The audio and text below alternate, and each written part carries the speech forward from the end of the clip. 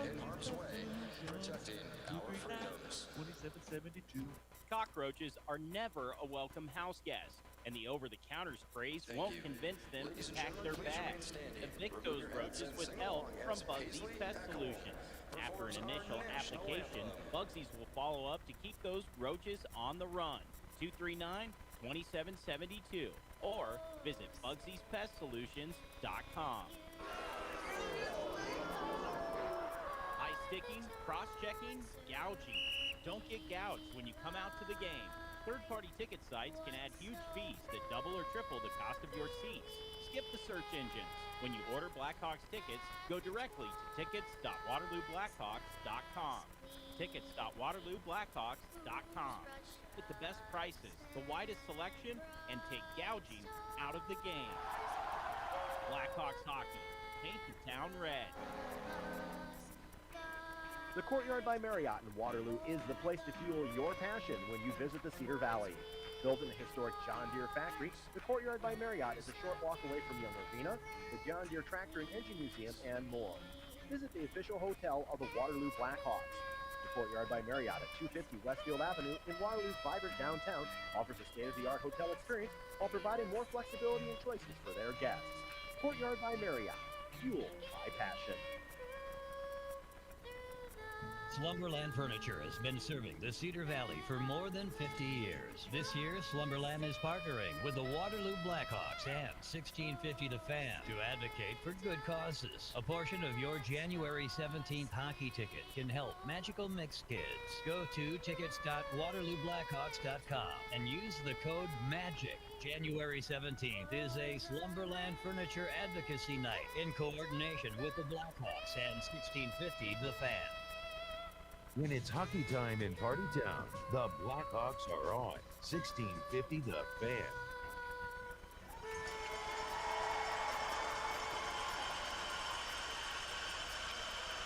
The Fargo Force have already won the season series against the Waterloo Black Hawks. They've taken all three meetings. The Black Hawks have just 1 point, and they're looking for their first win against Fargo since April the 8th of 2023. That means the Hawks went through all of last season and so far all of this year without a victory. 0-6-2 against Fargo in that time. Order a Blackhawks value pack including 7 ticket equivalents, and those can be redeemed in any combination for any Hawks home games. You'll get maximum flexibility to come to whichever games you want to see with whoever you want to bring. Order through shop at the Waterloo Blackhawks website, the shop link near the top of the page at waterlooblackhawks.com.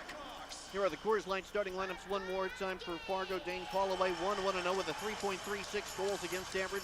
His save percentage at just under 86%. Sam Larilla and Finn McLaughlin are the starting defensemen. Reed Dabatilla centering Luke Shelter and Jordan Ron to open the game. For the Blackhawks, Daniel Moore, 3-2-3 with a 2.85 goals against average. His save percentage just over 89%. With Brady Peddle and Morgan Brady on defense, Brock Schultz will take the opening faceoff, flanked by Bradley Walker and J.J. Montero. Reed Morick, the Blackhawk captain, serving the second game of a 2-game suspension. He is the lone Blackhawk scratch. We are underway with the opening draw. Swatted by Schultz to the Fargo line. Walker rims it into the right wing corner. Montero and Larilla bang shoulders, and Sam Larilla takes it, but Montero harasses him. It's cleared to the line and out to the neutral zone. Our referees are Eric Arrigo and Calvin Stace. The linesmen Odin Nelson and Takaji St. Pierre. With the puck in the neutral zone, Ron controls it, handing it off to Larilla, crossing the Blackhawk line, lifting it into the right wing corner.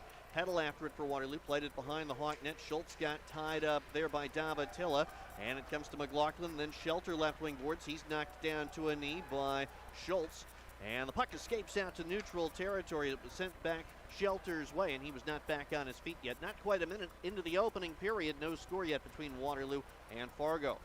McMorrow forced McLaughlin to turn, but Zaremba taps the puck out towards the line after it came his way. Then Stenari on left wing. Crosses into the zone. Phelan cut him off, took the puck away, and gives it to Landon Nyes, his veteran defense mate behind the Hawk net. Then Orlowski carries out to neutral ice. Up the boards for Townsend, dumping it in. First one to it is Leahy, but he fell down behind his net. Swiped back by the Hawks. McMorrow left it in the corner. Leahy pops right back up and the puck was just coming his way. He steals it. Now it's Zaremba to the Black Hawks zone. It hopped off the blade of his stick into the corner on right wing. Then behind the Hawk goal, only Orlowski there to take it back for Waterloo. Then to McMorrow, headman pass. It's Townsend has a step into the offensive zone, shooting, saved by Callaway, and the rebound controlled by the Force as they get 4 defenders back out to center with Zaremba, the lone man there. He has his pocket picked, and it's Copeland into the offensive zone, and a chance deflects and goes to the end glass, loose near the top of the crease, and Leahy taps it away with Zaremba. Taking it, cleared to the line, not out, kept in by Jete. Top of the left wing circle, chase Jete, a shot, saved by Callaway, and the rebound controlled by Ryerson, couldn't get it out. Now a wrist shot coming by Mulgrave, save, rebound, and Deering shoots, he hit the crossbar, and it goes into the corner on the left wing side. Hit the referee then, and it bounces to Jete. Hawks keep the pressure on. Compton shooting, deflects, it goes wide.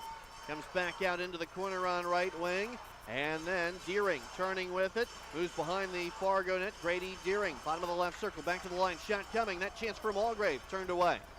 And Mulgrave pinching from the left point, keeps the puck along the boards, cuts behind the Fargo net, centering. It ricochets back to Bogus at the right point. Bogus avoids his own man, turns away from Zaremba, hands the puck off to Hawkins. He sends it behind the net. Jete, wraparound try. Callaway squeezes his pads together and turns the puck aside as Ryerson banks it off the woodwork and out to center. Hawks try to regroup quickly with the Force changing. Bogus got back to the line, helped out by Deering to keep the puck there. It rolls into the corner on left wing. Hundley got in Bogus's path, turns, sweeps it back out to center.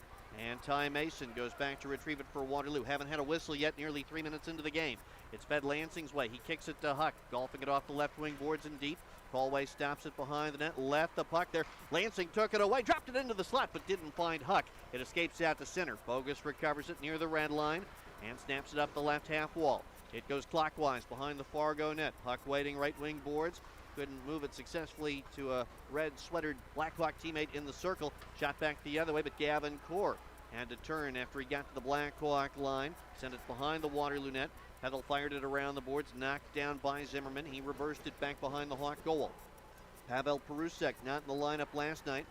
In for Fargo now. Rims one to Zimmerman. Centered, looking for Perusek, but didn't find him. It caroms back to the line, held in by Core. As he flips it to the corner, Nyes takes it back, but then lost it and turned to Zimmerman. Elias Zimmerman, the big Swedish forward, goes behind the Hawk net, wraparound try. Moore makes the save, and he squeezes the pads together for our first whistle. 16:09 left to go in the opening period. It took 3 minutes and 51 seconds to get the first stoppage in play on this Sunday evening.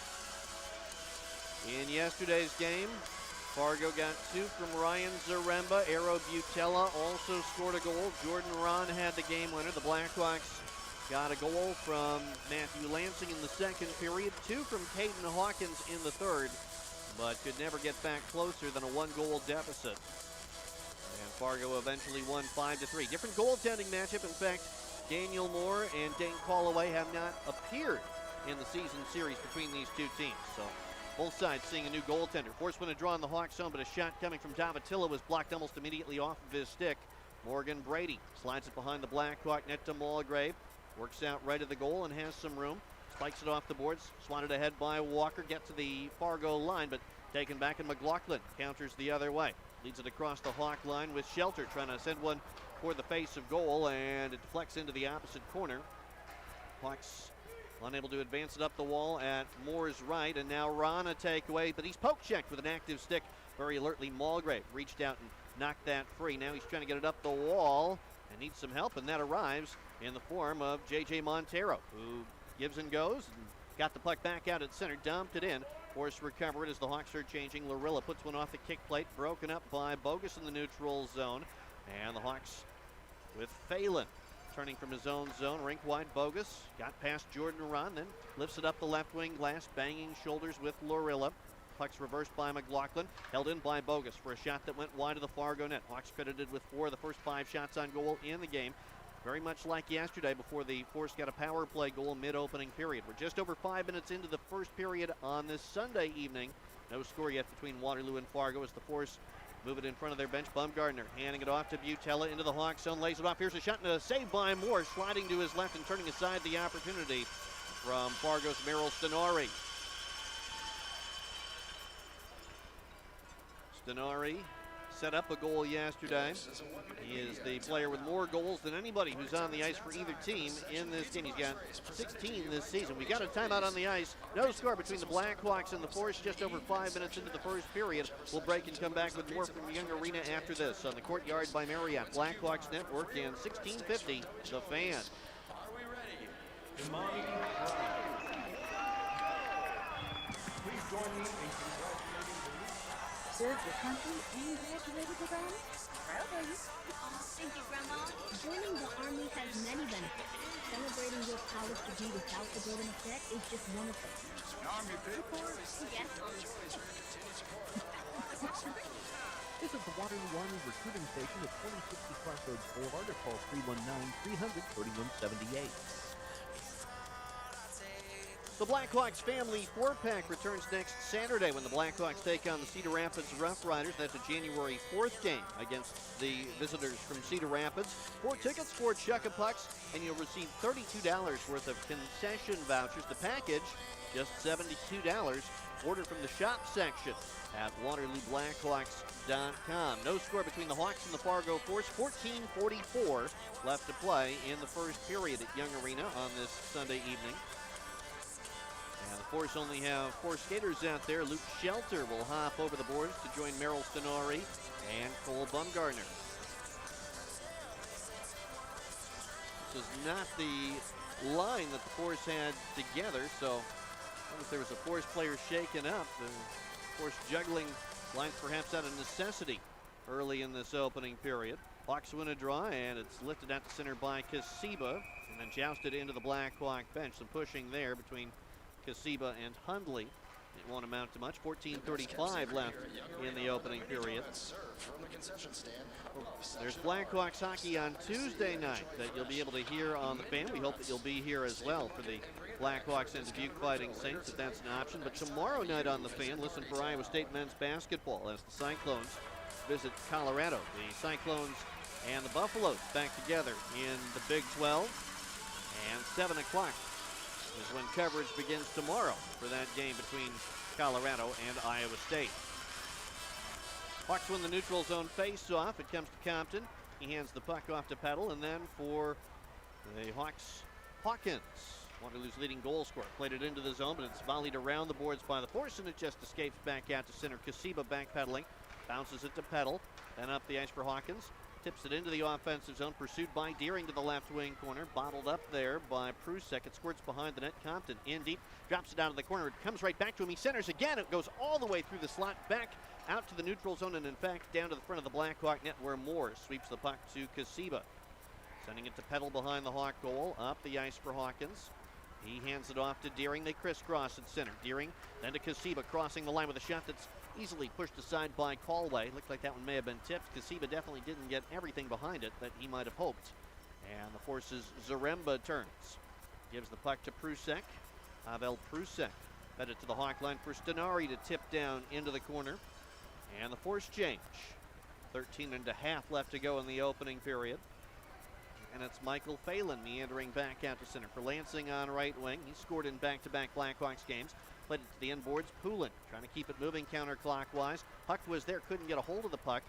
And the Force bring it out with Leahy slinging it up right wing, looking for Riley Basson. Didn't locate him with the feet. It goes deep into the Blackhawks zone that works like a dump in.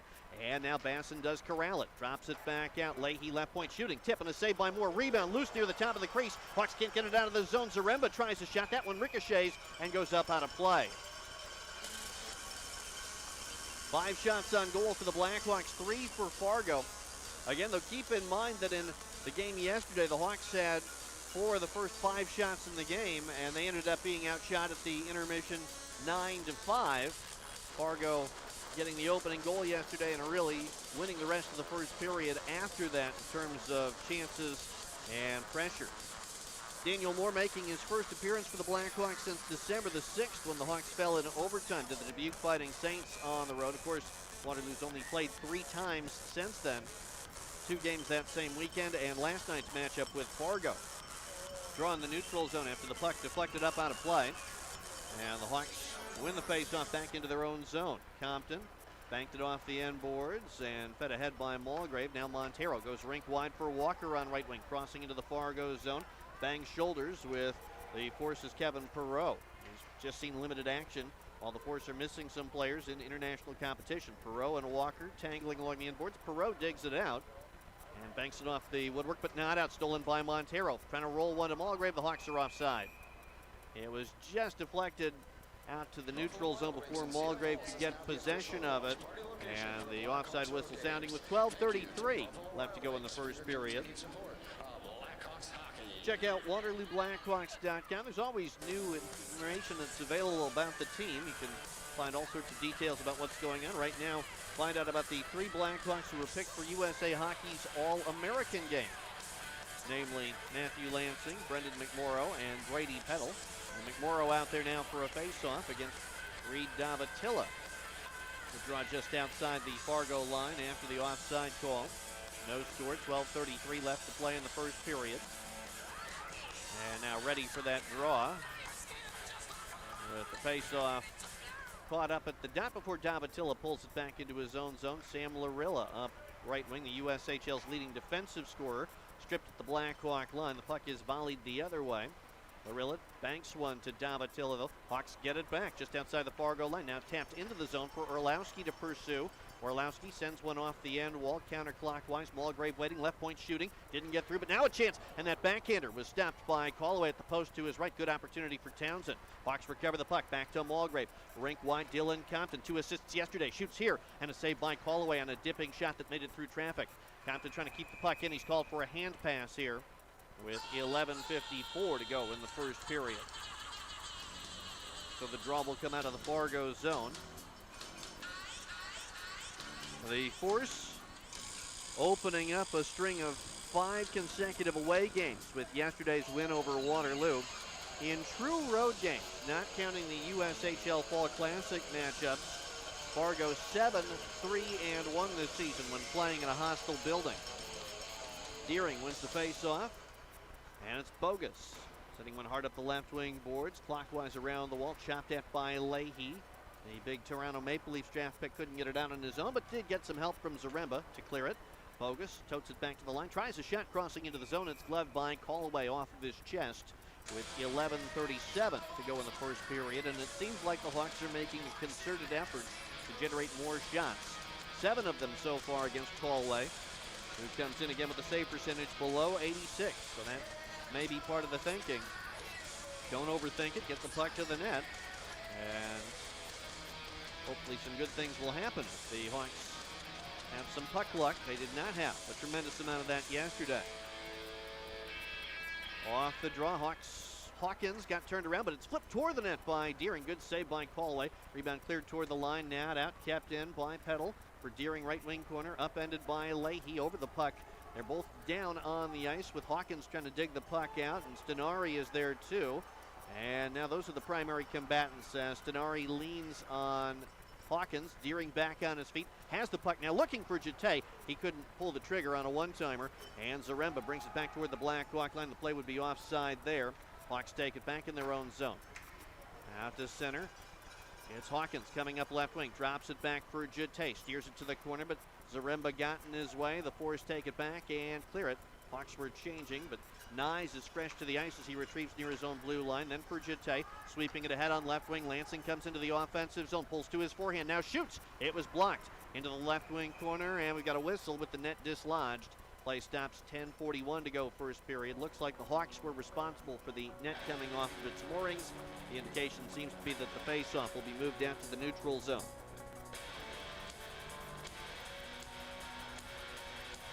Tuesday night, the Blackhawks against the Dubuque Fighting Saints. It's a 6:05 start for that New Year's Eve game between Waterloo and Dubuque.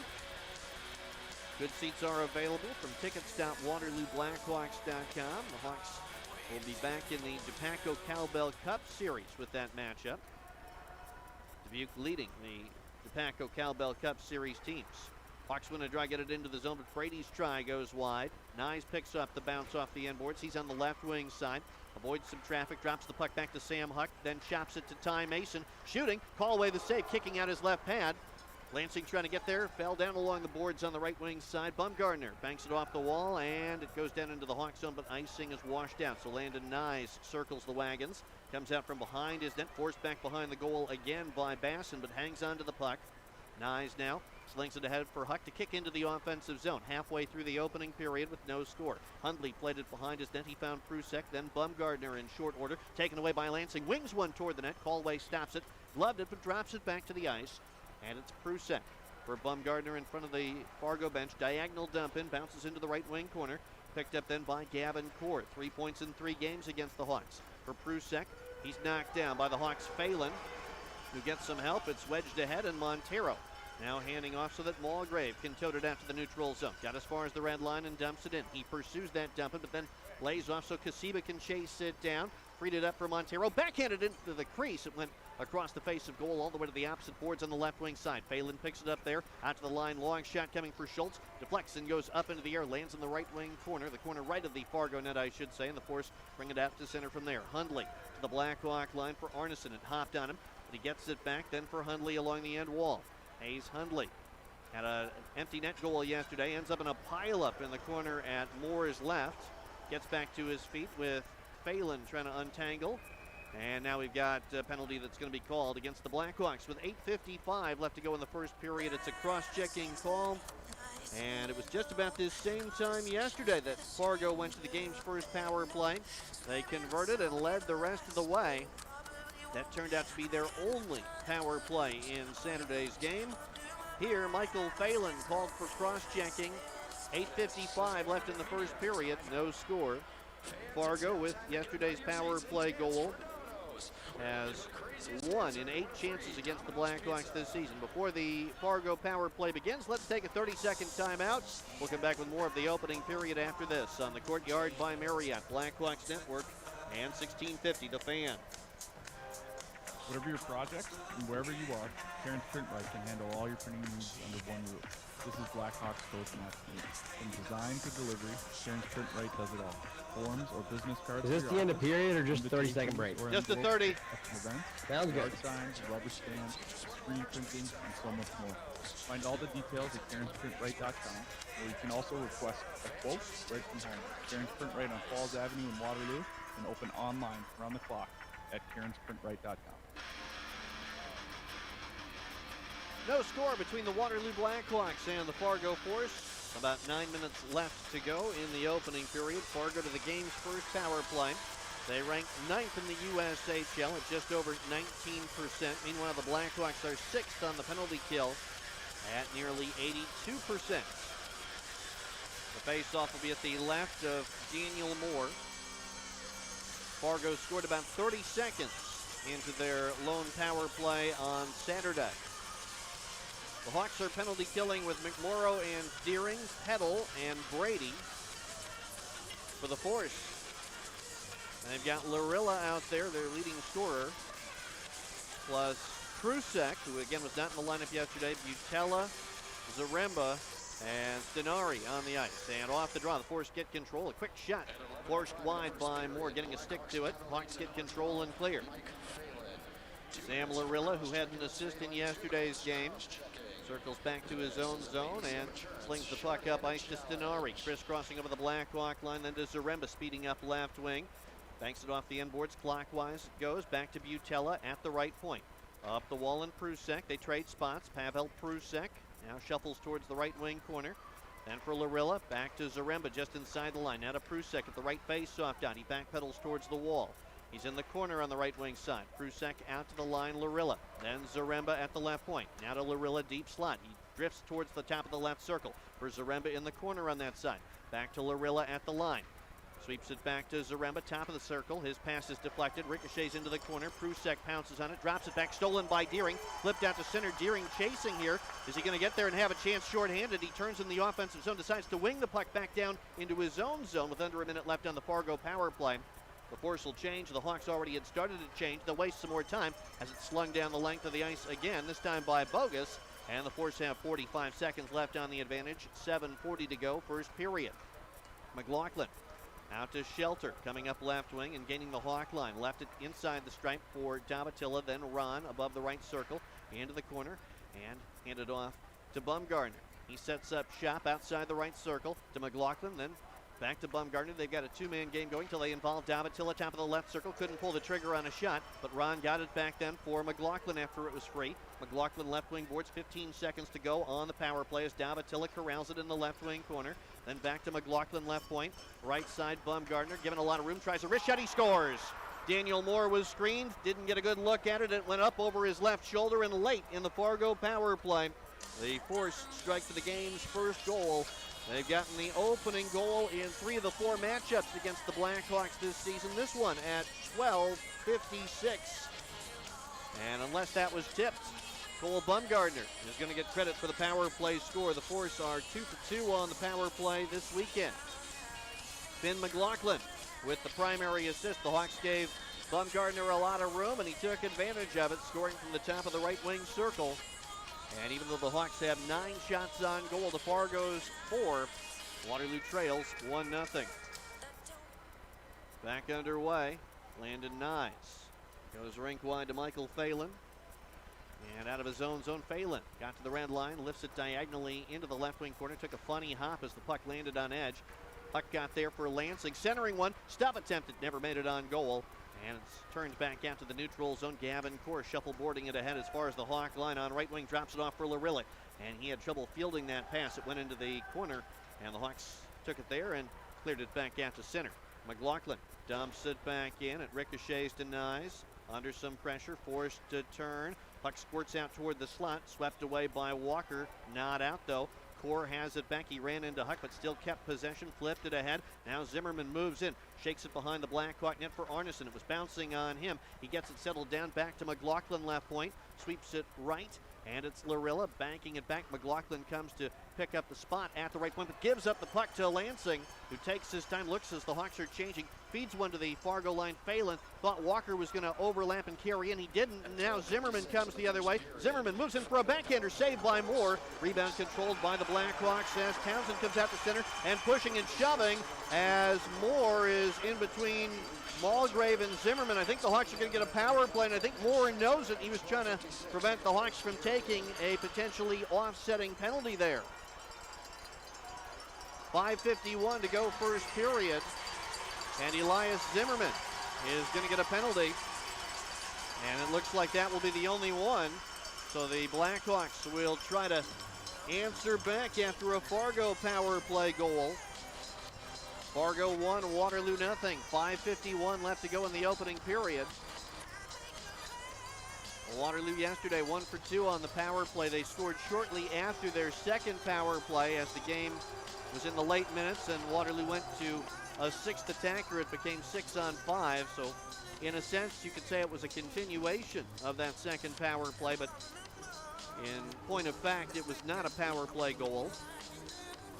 So the Hawks now at 25% even this year, 3rd in the USHL. The Force are the best penalty killing team in the league at 87.5%. Hawks win the draw. Townsend circling above the left ring for Compton in the deep slot. Then back to Teddy. Townsend moves in and shoots, and that missed the net.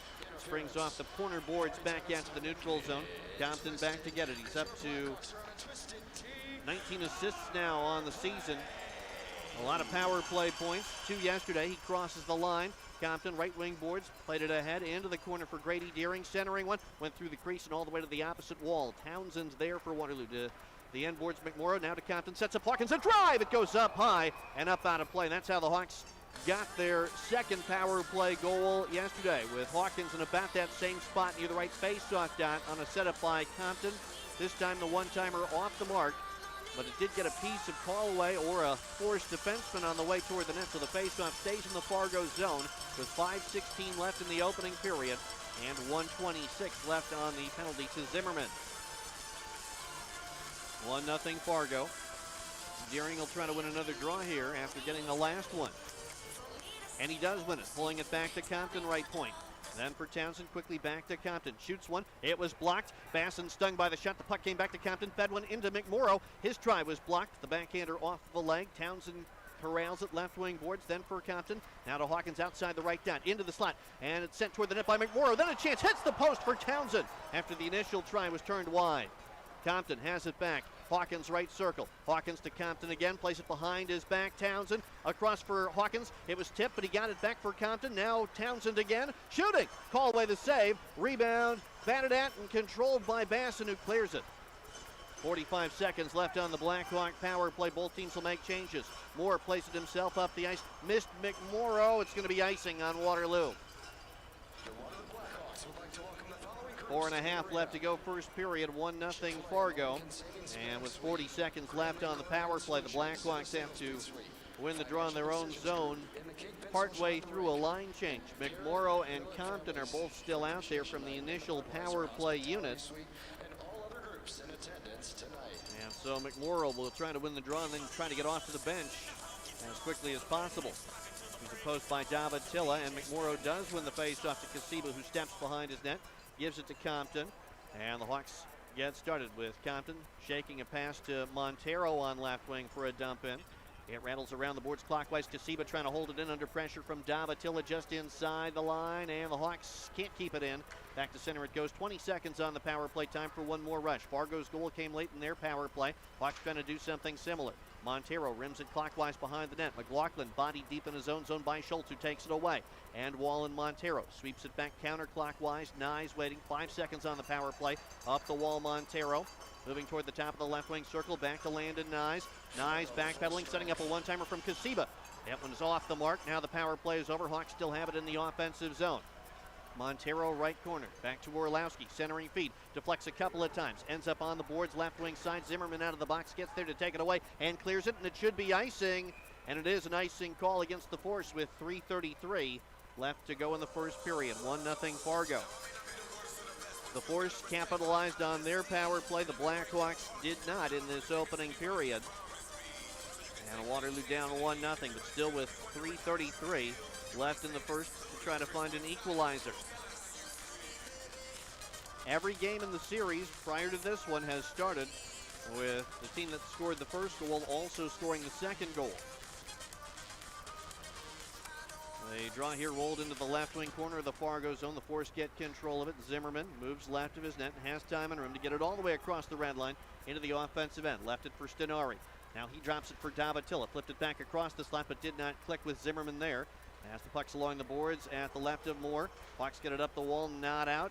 And as it slides behind the Hawk net, Brady will take over for Waterloo, leaving it for his defense mate Petal. Now out to center, onto the stick of Walker. Plays it deep. Call away, settles it behind his net. Poulin leaves it in the corner left of his goal for Basson.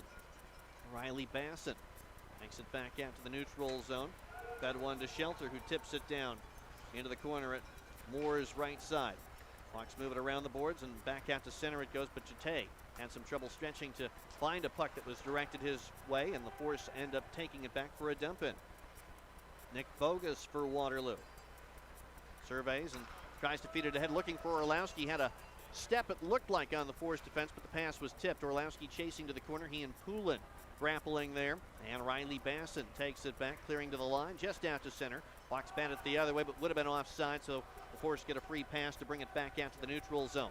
Leahy banked it ahead, tipped down deep into the Hawks zone. This one not as physical yet as it was yesterday, particularly early. And that, I think, is to the Force's advantage, because the Hawks were the team that was being more physical in Saturday's game, especially first half of that contest. Force get it in the Hawks zone with a pass headed to Zaremba, then for Perot shooting from the left point. Moore the save, left a rebound. Loose puck backhanded by Butella, didn't make it on net. Hawks kick it toward the line and kept in by Perot. Up the wall for Zaremba, then to the left wing corner where Butella was upended. And McMorrow then knocked down by Ron in turn.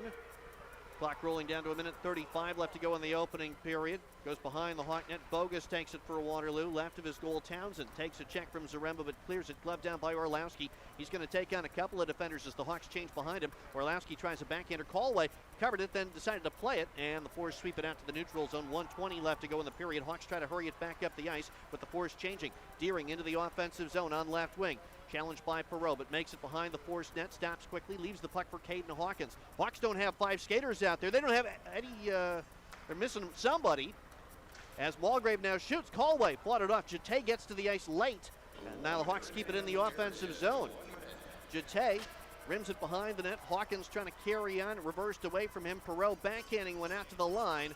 It lands down in the Blackhawks zone. Could go for icing, and it is an icing call with 47 and 8/10 seconds left to go. The Hawks played at least 10 or 15 seconds there with only 4 on the ice. They had the puck in the offensive zone, keeping it away pretty well in that time. It was about the time that Jete joined the play that the Force got control of it.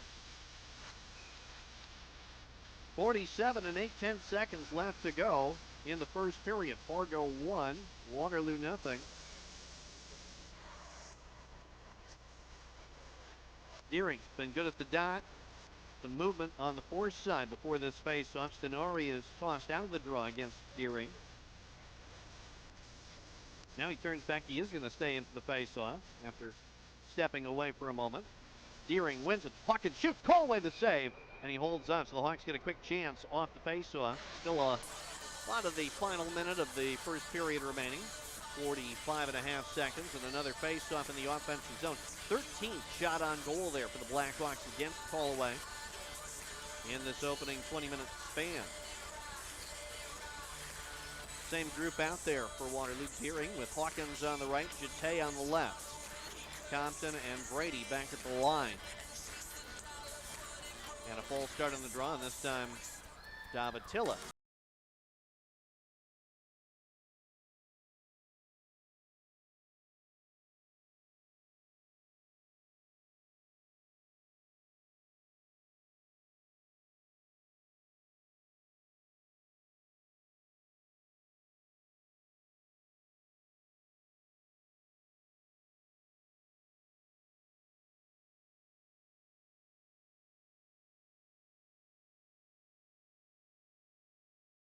Angle that went up high, may have caught a piece of Callaway's helmet, then in the end glass, kept in by Brady. Into the left wing corner, Jete trying to feed Deering, and he lost it near the top of the crease. It's picked back up by Hawkins, drops it back to Compton, shooting. It didn't get through cleanly, missing the net, going wide. Jete left wing corner for Deering along the end boards for Waterloo. Deering trying to make his way out of the corner, lost the handle. Shelter back out to center, 20 seconds left in the period. Shelter sends it down to the corner on the right side. Compton gets it back for Waterloo. Trying to hurry it back out to center, looking for Hawkins. Pass never got to him, although it did escape out of the zone. Volleyed back across the Blackhawk line with a half dozen seconds left in the opening period. And it looks like Fargo's going to take a 1-0 lead to intermission. Brady tries a shot from his own zone. It's gloved by Callaway. So the 14th Blackhawk shot of the period came from about 130 feet or so back near the Blackhawk line. I don't know if the Hawks are going to get credit for that attempt by Brady, but he was trying to catch Callaway napping. Callaway able to glove it, and the game goes to intermission with Fargo on top 1-0. The same score after one period yesterday. In terms of chances, the Hawks, though, quite a bit more than they had at this time on Saturday. But the score remains the same. Fargo 1, Waterloo nothing. We'll break and come back in just a couple of minutes for our intermission update on the Courtyard by Marriott, Blackhawks Network, and 1650 The Fan. If you've got the right tools and the friendly people at U.S. Bank in your corner, making smarter money choices is a piece of cake. If only our tools and helpful advisors could have helped you avoid some of those not-so-smart choices in life. Like that time you tried to pick up unicycling. Or when you thought it'd be okay to pet that squirrel in the park. Good squirrel. Good squirrel. While we can't help you with all that, we can help you bank smartly at usbank.com/smartertogether. Member FDIC. Shop, donate, or volunteer to help Habitat for Humanity at the Restore in Waterloo. Whether you purchase or donate furniture, building materials, or appliances, you make it possible for families in Northeast Iowa to achieve home ownership in decent, affordable housing. Visit the Restore at 4107 Hammond Avenue in Waterloo, or check them out at rebuildhabitat.org/restore. Help Habitat do more. Shop the Restore in Waterloo. Domino's Mix and Match menu has items for every occasion. Flaked on your friend's open mic night? Flaky bread twists and molten lava cakes should do the trick. Soccer team duty? Medium 2-topping pizzas and stuffed cheesy bread are your best defense. Is it your dog's half birthday? Celebrate his biggest day with savory sandwiches and tender specialty chicken. Mix and match 2 or more items for $6.99 each at Domino's. After this offer, 2-item minimum prices, participation, delivery area, and charges may vary. Joining wings, Red Bull pasta, and pan pizza will cost extra. Local stores for delivery fees and can charge extra for some menu items. Coors Light presents To Chill or Not to Chill. When your friend skips your favorite song on the playlist. End of friendship. Or choose chill because that song lives rent-free in your head anyway. And you planned ahead by bringing Coors Light to the party. And the sound of that ice-cold can cracking open was music to your ears already. Coors Light. Choose chill. Celebrate responsibly. 2024 Coors Brewing Company, Golden, Colorado. Fit Pop Popcorn. It's a poppin' in Iowa. But many people don't have world-class popcorn growing in their neighborhood. Fit Pop is grown better right next door in Cedar Falls. Never fear, you can ship Fit Pop popcorn anywhere in the United States. Think of those people who don't have Fit Pop popcorn at their local grocery store. Send them a Midwestern care package from fit-pop.com. That's fit-pop.com. Fit Pop Popcorn. It's a poppin' in Iowa. At Green Acre Storage, we can take it. Think of us as storage therapists. We provide clean, safe, secure, climate-controlled storage units in a complete range of sizes. Feel free to unload on us in an enclosed and heated waiting area. And ask about our Penske truck rentals and packing supplies. And feel better fast, knowing the storage pros at Green Acre specialize in not judging.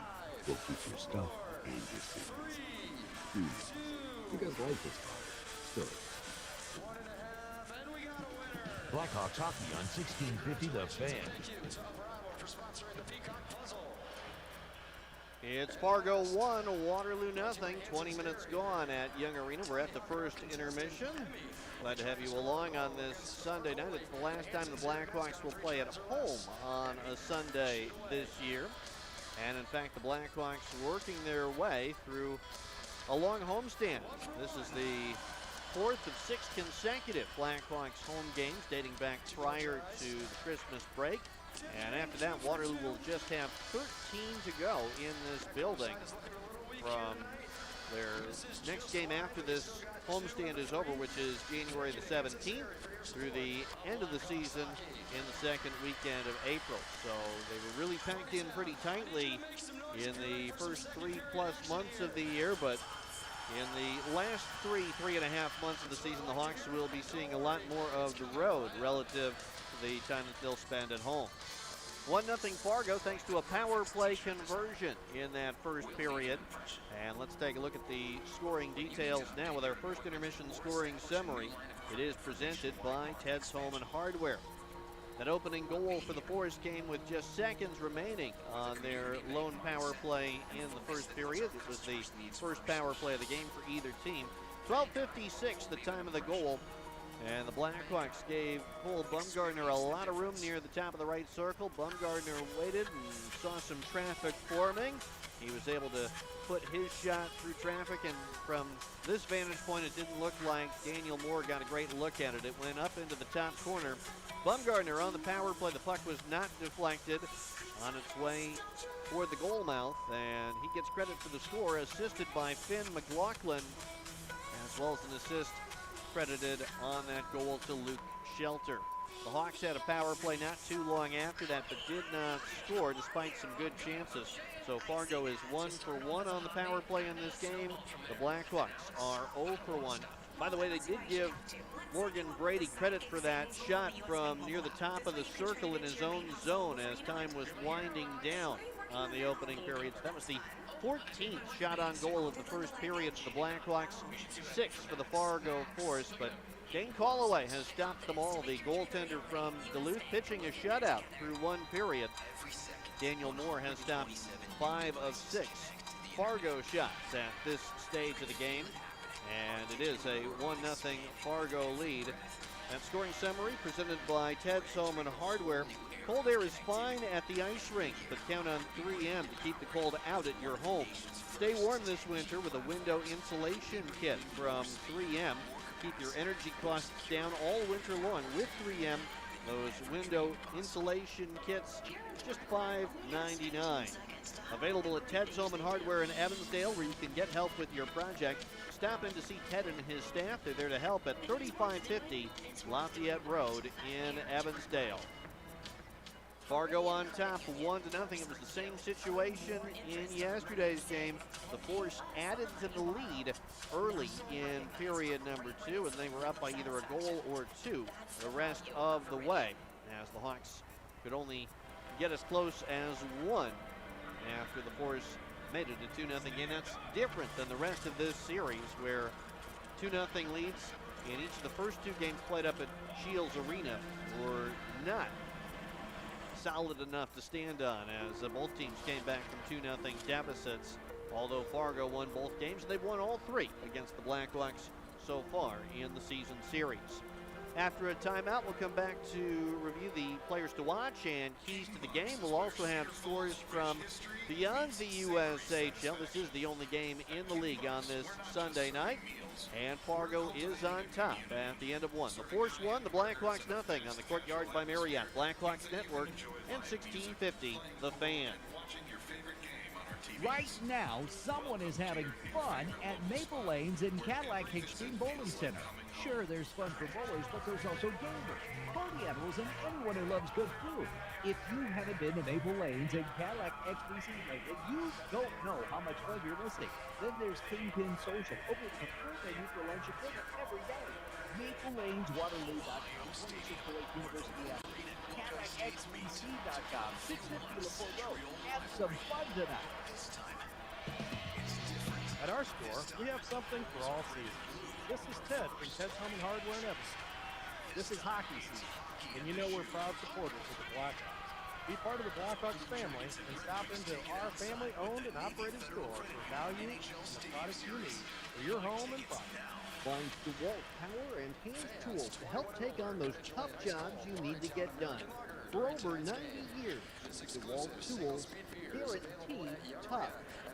Save more with Viridian Credit Union. For top shelf savings with lower fees and better rates on accounts, loans, and credit cards. At Viridian, you'll earn more on savings and checking accounts and pay less when you buy or refinance a home or vehicle. That's how our members come out millions of dollars ahead each year, giving you more. That's the value of Viridian. Go to viridiancu.org to see how you can save. Equal housing opportunity, insured by NCUA. Is your child attending their first Waterloo?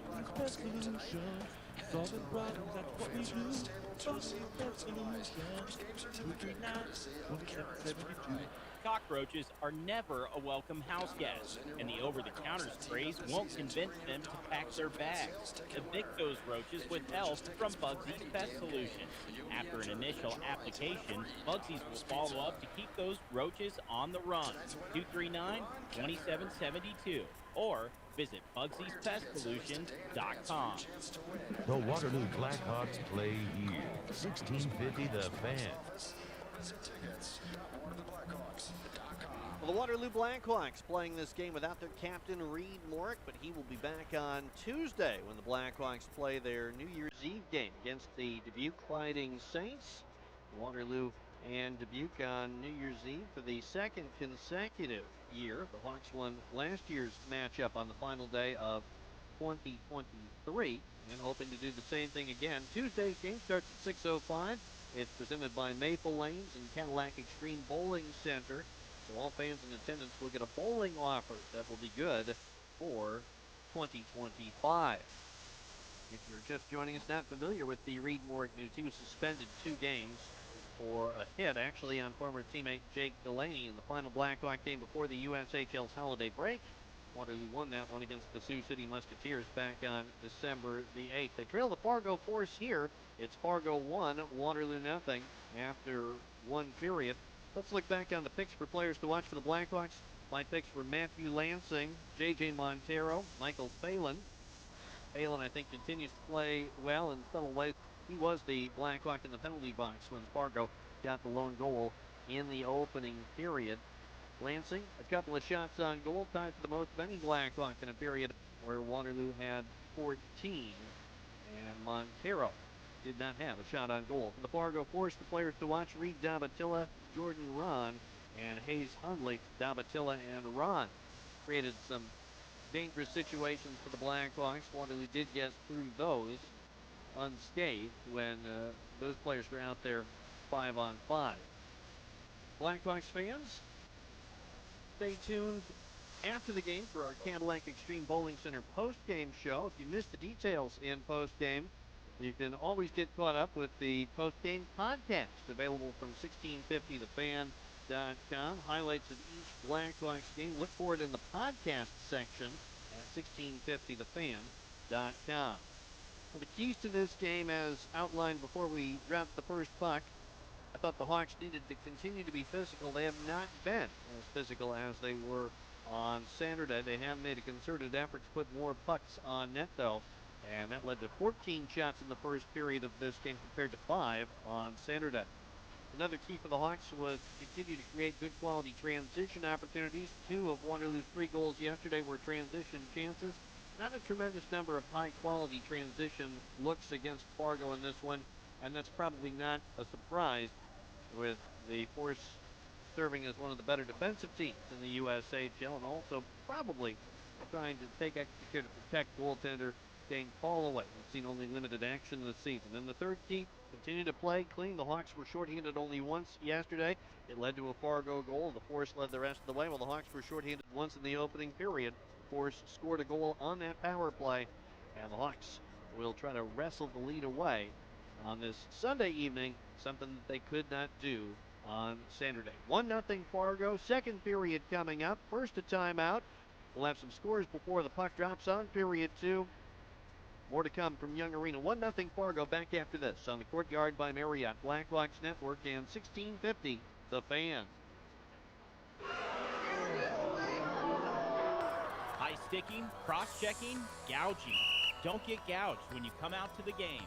Third-party ticket sites can add huge fees that double or triple the cost of your seats. Skip the search engines.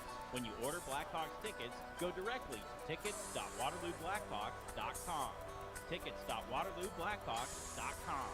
Get the best prices, the widest selection, and take gouging out of the game. Blackhawks hockey. Paint the town red. The Courtyard by Marriott in Waterloo is the place to fuel your passion when you visit the Cedar Valley. Built in the historic John Deere factory, the Courtyard by Marriott is a short walk away from Young Arena, the John Deere Tractor and Engine Museum, and more. Visit the official hotel of the Waterloo Black Hawks. The Courtyard by Marriott at 250 Westfield Avenue in Waterloo's vibrant downtown offers a state-of-the-art hotel experience while providing more flexibility and choices for their guests. Courtyard by Marriott, fueled by passion. Slumberland Furniture has been serving the Cedar Valley for more than 50 years. This year, Slumberland is partnering with the Waterloo Black Hawks and 1650 The Fan to advocate for good causes. A portion of your January 17th hockey ticket can help Magical Mix Kids. Go to tickets.waterlooblackhawks.com and use the code MAGIC. January 17th is a Slumberland Furniture Advocacy Night in coordination with the Blackhawks and 1650 The Fan. Good morning. Please join me in congratulating. Served your country and graduated with honors? Proud of you. Aw, thank you, Grandma. Joining the Army has many benefits. Celebrating your college degree without the burden of debt is just one of them. The Army paid for it? Yes, Uncle. This is the Waterloo Army recruiting station at 2060 Crossroads Boulevard, or call 319-300-3178. On air and online, listen to Blackhawks hockey at 1650thefan.com. 1650 The Fan.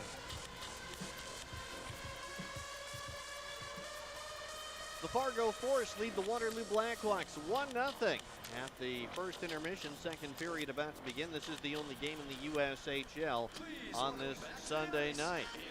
Elsewhere, games of interest in the National Hockey League. The St. Louis Blues fell at home to the Buffalo Sabres 4-2. Other regional action in the National Hockey League starting after 7 o'clock. The Minnesota Wild host the Ottawa Senators, and the Chicago Blackhawks on home ice tonight against the Dallas Stars. One game involving former Blackhawk Mikey Anderson. He and the LA Kings host the Philadelphia Flyers this evening. Men's college basketball. Earlier today in Cedar Falls, it was the UNI Panthers over the Salukis of Southern Illinois. UNI picks up a Missouri Valley Conference win, 78-67. The Panther women also winners. UNI had to go on the road to get that women's basketball victory, 75-65 over Indiana State. And the Iowa Hawkeyes win a Big Ten women's basketball game, 84-63 against the Purdue Boilermakers. NFL football, right now fourth quarter. The Minnesota Vikings lead the Green Bay Packers 27-10. Also currently the Miami Dolphins with a 13-3 fourth quarter lead on the Cleveland Browns. Other winners today in the NFL, Tampa Bay, Philadelphia, the Giants all at home, Las Vegas on the road. Buffalo picked up a victory, so did Jacksonville, and the late game tonight between the Atlanta Falcons and the Washington Commanders. Fargo 1, Waterloo nothing. Hawks with a 14-6 shots on goal advantage in the opening period. And we're underway in the second as the Force win the draw to begin the period. Shelter tips it down into the corner on the right wing side. Petal looks over his shoulder as he goes back to get it. Takes the puck, slides it up the wall, and Montero able to help it along onto the stick of Schultz. And behind Walker, a pass that does slide down into the Fargo zone. Larilla and Walker tangle up and cancel each other out. McLaughlin handles it for the Force, then had it poked off of his stick, but it goes right to Shelter, who bounces it out to center. Davatilla comes to the Black Hawk line, slides one wide of the Hawk net. Larilla was coming, but not there in time to get control of that puck. He does corral it in the right wing corner, rimming it behind the Black Hawk net counterclockwise. Walker shielding it, could not hang on. It came toward the line. McLaughlin had it, but couldn't keep it in. Now it's kicked out to center. Montero trying to gather it, and does find it for a dump in from the red line. Larilla trying to shield the puck from Walker, and did, getting it to McLaughlin in turn. And out to center for Ron to tip down into the Black Hawks zone. A minute gone in period number 2. Right of the Black Hawk net, it's Brendan McMorrow toting it out to center. All three Black Hawk forwards on the right wing boards just outside the Fargo line. Hawks can't get it into the zone successfully. It's volleyed the other way. And Stenari comes into the Hawk zone on right wing centers. A chance and a save by Moore on Zaremba, who came sneaking in on the left wing side. He was the third forward up the ice, and a nice centering feed by Stenari found Zaremba, but Moore stopped his chance. Zaremba already with 2 goals on the weekend, and that's one of the best looks he's had. Daniel Moore making the save. It's the first shot on goal in period 2, and the faceoff will be at the right of Moore with 18:45 left in the second. Stenari stays out there, and McMorrow for the draw. And this one comes to the line, held in with Zaremba playing it up the ice for Butella. Pushed to the end boards after it hopped off Butella's stick. Hawks wedge it around the boards. Not out. Prusek capped it in, but his pass is intercepted. McMorrow hustles it out to center. Headman pass Orlowski into the offensive end. Moves in and slipped one toward the net. Didn't get much on it. Still forced to save, though, from Callaway. Now picked up and a try by Townsend. That's blocked, and it goes off the leg out to the neutral zone. Compton back to his own zone. Played it to Mulgrave. Hopped away from him. Stenari collects it across the Hawk line. Zaremba poke checked. And the Hawks move it to the line. Not out. Blind pass stolen away. Zaremba plays it to the top of the left wing circle. Now Butella back across Hundley to Zaremba. Right wing corner for Hundley. Pass was tipped. And it's along the wall at the right of Moore. Force keep it in, but it's deflected up out of play with 17:55 to go in the second period. 1-0. Fargo with the lead. And the Hawks with a really good look that didn't materialize into the quality of chance that it could have. And then after that, a giveaway in the area just inside the blue line that gave the Force some sustained zone time. And now a face-off at the right of Daniel Moore.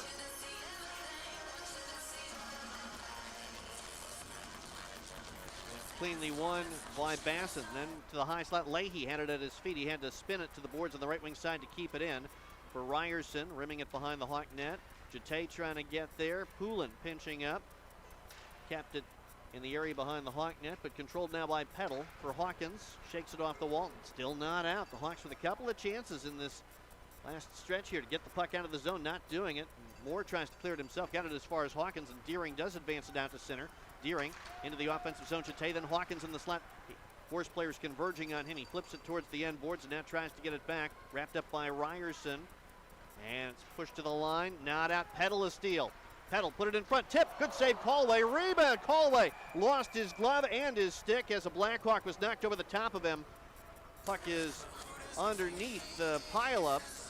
And play is stopped with 17:11 left to go in the second period. Deering ended up on top of Colway. I think there was a Fargo player on top of him. 17:11 left to go in the second period. Still 1-0, Fargo on top.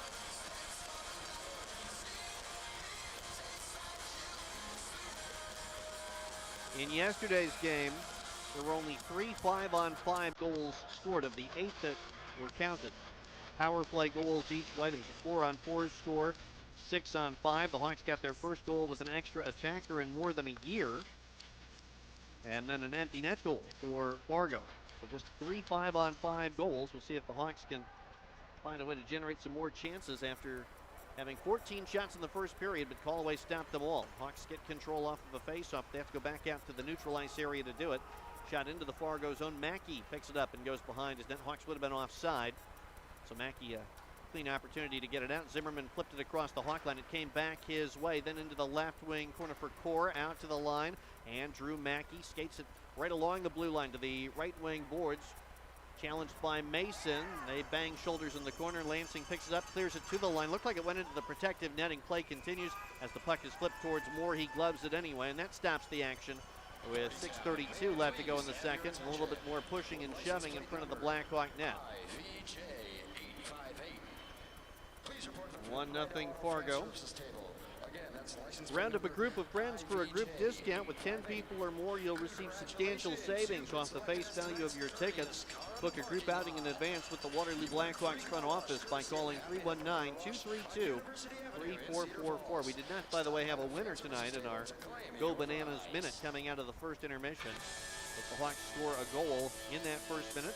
Quick Start delivers bananas to fans in one lucky section.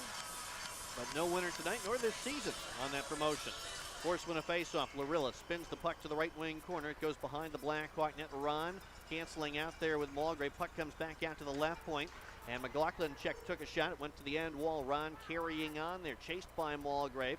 Ron got a pick and was able to bring it back out toward the line, setting up McLaughlin. He avoids a shot blocker, moves into the right circle, put one in front. It ricochets and goes to the end boards. Hawks scrambling in the defensive zone. Davatilla takes it back for Fargo. Comes to the high slot on his forehand. Checked by Schultz in open ice. Puck comes free. Kasiba plays it behind his net. Phelan picks it up. He's chased deep in his own zone. Plays it up the boards. No one there to help out, though. Larilla kept it in. He turns, and now it squirts out to the neutral zone. Ron not able to keep it in at the line. McLaughlin now fed it ahead. It's off the stick, ricocheting then off the glass and deep. Phelan reverses it right at the goal for Mulgrave. Shuffleboarding it ahead, looking for Walker to clear it, and he does. Reversed by Prusek. Jousted away, though, by Phelan. His pass comes right back to him. And he hands it off now to Mulgrave. Back to Phelan, shadowed by Ron deep into his own zone. But Ron the only forechecker for Fargo. Phelan gets the puck to Mulgrave, banking it ahead, missed Kasiba. And it's icing on Waterloo with Kasiba not able to get a piece of that one in front of the Blackhawk bench. 15-19 left to go in the second period. Hawks with 16 shots on goal to 8 for Fargo, but trailing 1-0. Hawks didn't get their 16th shot on goal on Saturday until the game was into the third period. We're not even 5 minutes into the second in this one, but Dane Colloway has stopped them all. The Blackhawks continue to be frustrated by a Fargo team with a save percentage collectively at under 90%, but they haven't looked like that against the Blackhawks in any of the matchups. The draw comes right to Moore at the top of the crease. He smothers it. And both teams will make some changes. The icing call previously did not allow the Hawks to change. The Force peeled off towards the bench, but elect to ultimately not slop anyone that was out there. At least 4 of the 5 Fargo skaters looked like they were going off, but they all stay put as it turns out. Hawks now with fresh personnel on the ice. And the draw here goes off the skate, comes toward the side of the net. Moore covers it up again after The puck drop got caught up on linesman Odin Nelson's skate, and everyone poking at it. Eventually, when it came free, it was shoveled toward the side of the goal, and Moore had to smother it. And we might have some penalties here. Maybe not. There's some pointing going on by referee Eric Arrigo, but he's pointing towards the face-off dot, not the penalty box. So we will stay 5-on-5 with another draw at the left of Moore, but temperatures may be going up a couple of degrees here as we approach the midpoint of this game. A false start before the draw. McMorrow will be tossed out. So make it Jesse Orlowski instead.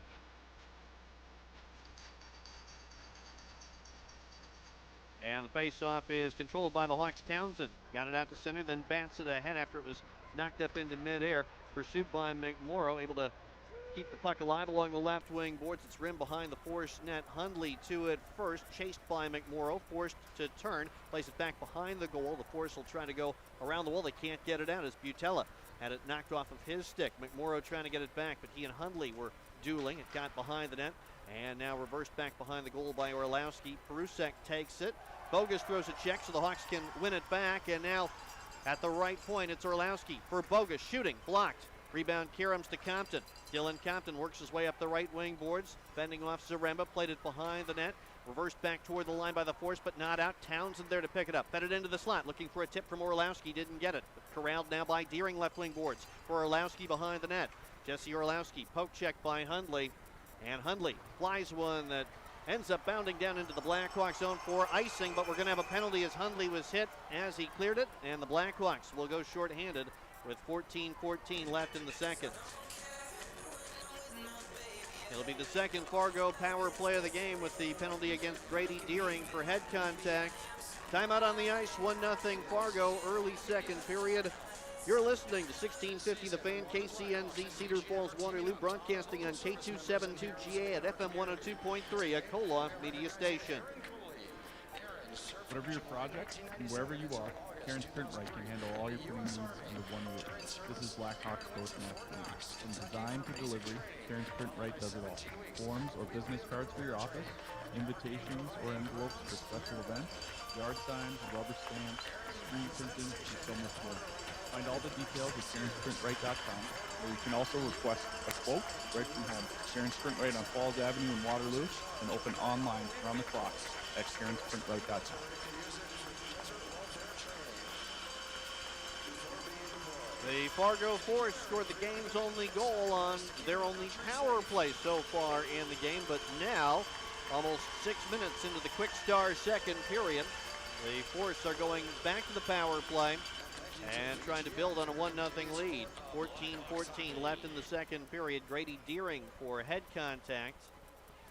And the faceoff will be outside the Blackhawks zone because the stoppage was for an icing call against Fargo.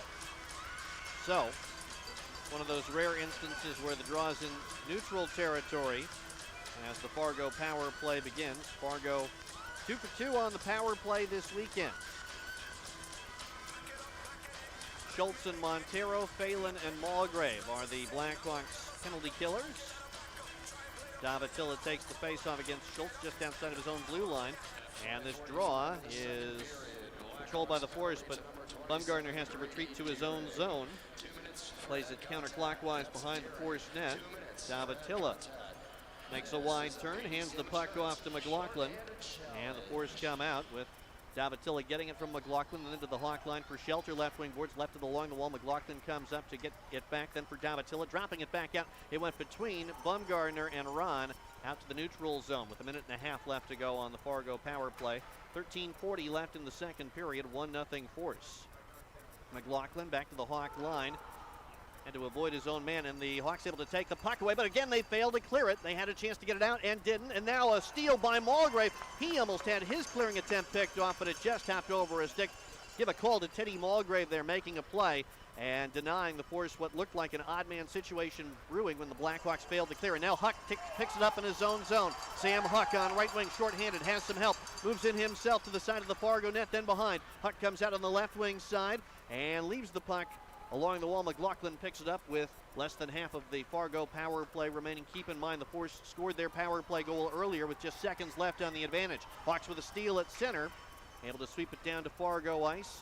This time Prusek comes out to neutral territory, rink wide for Stenari, makes a full 360-degree turn back to his blue line. Now feathers one back to Prusek for a dump into the right wing corner. Only one there waiting for the Hawks is Brady, chopping it ahead, and Jete fires it down the length of the ice. 20 seconds left on the Fargo power play. They start from their own zone with time for one rush. It's Lorilla, their leading scorer. Up the ice on left wing for Zaremba to dump it in. It goes behind the Hawk net, stopped by Moore. Running out of time, Prusek poked it back behind the Black Hawk net, off of Moore's stick. Hawks find it though and clear it, and that'll do it. The Hawks with their first successful penalty kill of the weekend, back to full strength. Just over 12 minutes left in the second period. Still down 1-0. Arneson, poke check coming out of his own zone, and the Hawks. Lansing moves in. Lansing has Hawkins, couldn't get the pass away as Prusek tied up Lansing just enough so that the puck would not go across the slot. It's in the right wing corner and batted free. Lansing finds the handle for Waterloo, working back out toward the line, trying to go rink wide. Butella got a piece of the puck, but it ricochets to Bogus, then to Hawkins along the end wall, dueling with Lorilla.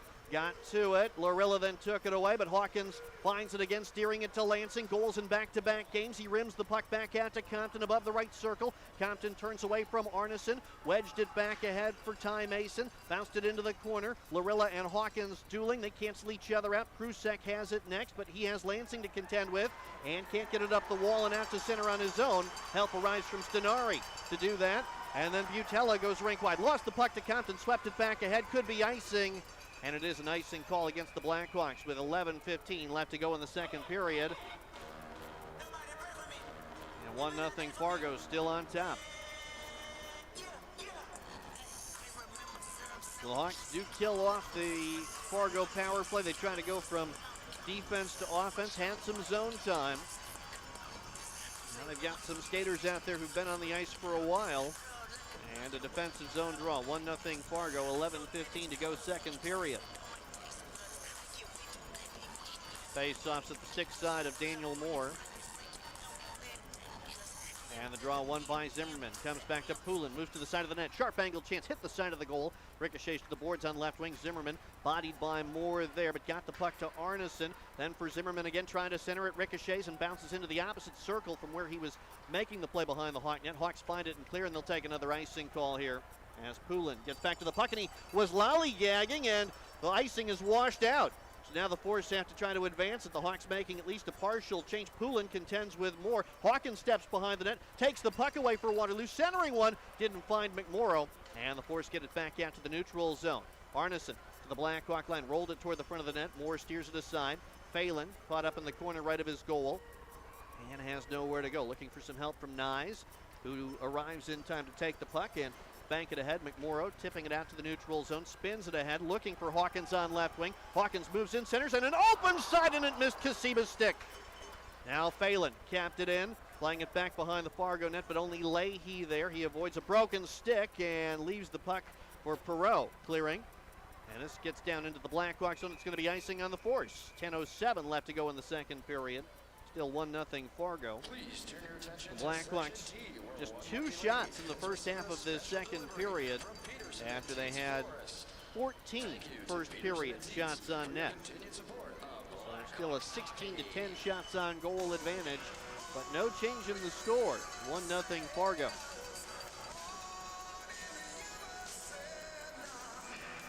The Force with yesterday's win, 13-4-2 against opponents from the USHL Western Conference. They've been very good against the teams that they're contending with in the race for the top spot in the West. They're 1 point behind Sioux Falls, but with the Stampede idle, the Force can move to the top just prior to the end of 2024. New Year's Eve games for both these teams. The Hawks against Dubuque, Fargo taking on Sioux City on Tuesday. Off the draw, the Force control. Gavin Core gets it out to the neutral zone, crisscrossing with Arneson. Dumped it in on net. Moore gloves it and holds on. And now we've got a timeout on the ice with 9:58 left in the second period. Fargo 1, Waterloo nothing. We'll break and come back in 30 on the Courtyard by Marriott, Blackhawks Network, and 1650 The Fan. If you've got the right tools and the friendly people at US Bank in your corner, making smarter money choices is a piece of cake. If only our tools and helpful advisors could have helped you avoid some of those not-so-smart choices in life. Like that time you tried to pick up unicycling. Oh, coming through. Or when you thought it'd be okay to pet that squirrel in the park. Good squirrel, good squirrel. While we can't help you with all that, we can help you bank smartly at usbank.com/smartertogether. Member FDIC. Blackhawks fans, if you haven't tried it already, as long as you're 21 or older, try Party Town Punch. It's available during Blackhawks games. You can enjoy Party Town Punch in the Coors Light Cold Zone and get it in a commemorative cup. Party Town Punch is presented by Happy's Wine and Spirits in Cedar Falls.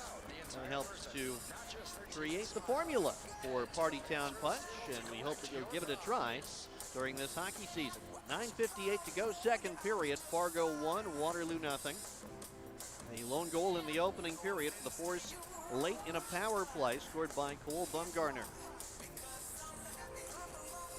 Faceoff will be at the left of Daniel Moore in the Blackhawks zone. It's at his glove side. And the puck was put down unfairly between McMorrow and Basson. They both wear number 22, but they will not have another chance to match up for the face-off, at least at the moment, as Aaron Ryerson comes over after Basson was tossed out of the draw. McMorrow wins the face-off. The puck is flipped toward the line. Meanwhile, McMorrow lost his helmet. He's got to go to the bench. Puck stays in the Hawks zone. They were unable to clear it. Ryerson tracking it down left wing corner for Basson. Left circle shooting. More of the save. It's off of him, but picked up next by Grady Deering. He feeds it out to center for Kasiba. Had a good chance a moment ago. Gets to the line here. Trying to center for Townsend.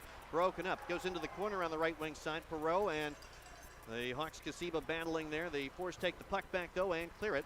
Peddle reversed it quickly to Deering. Hawks get back on side. Deering turns in 3-on-3 for Kasiba, right wing boards to the high slot, and Peddle, the trailer. Peddle put it in front, off the skate of Deering, and a good save by Callaway. That one would have counted. Deering did turn his skate to direct that one toward the net, but it was not a kicking motion, and Callaway made the save anyway.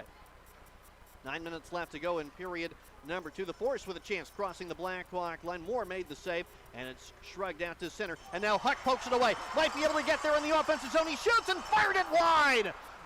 It was a quick chance, and he just golfed it past the post.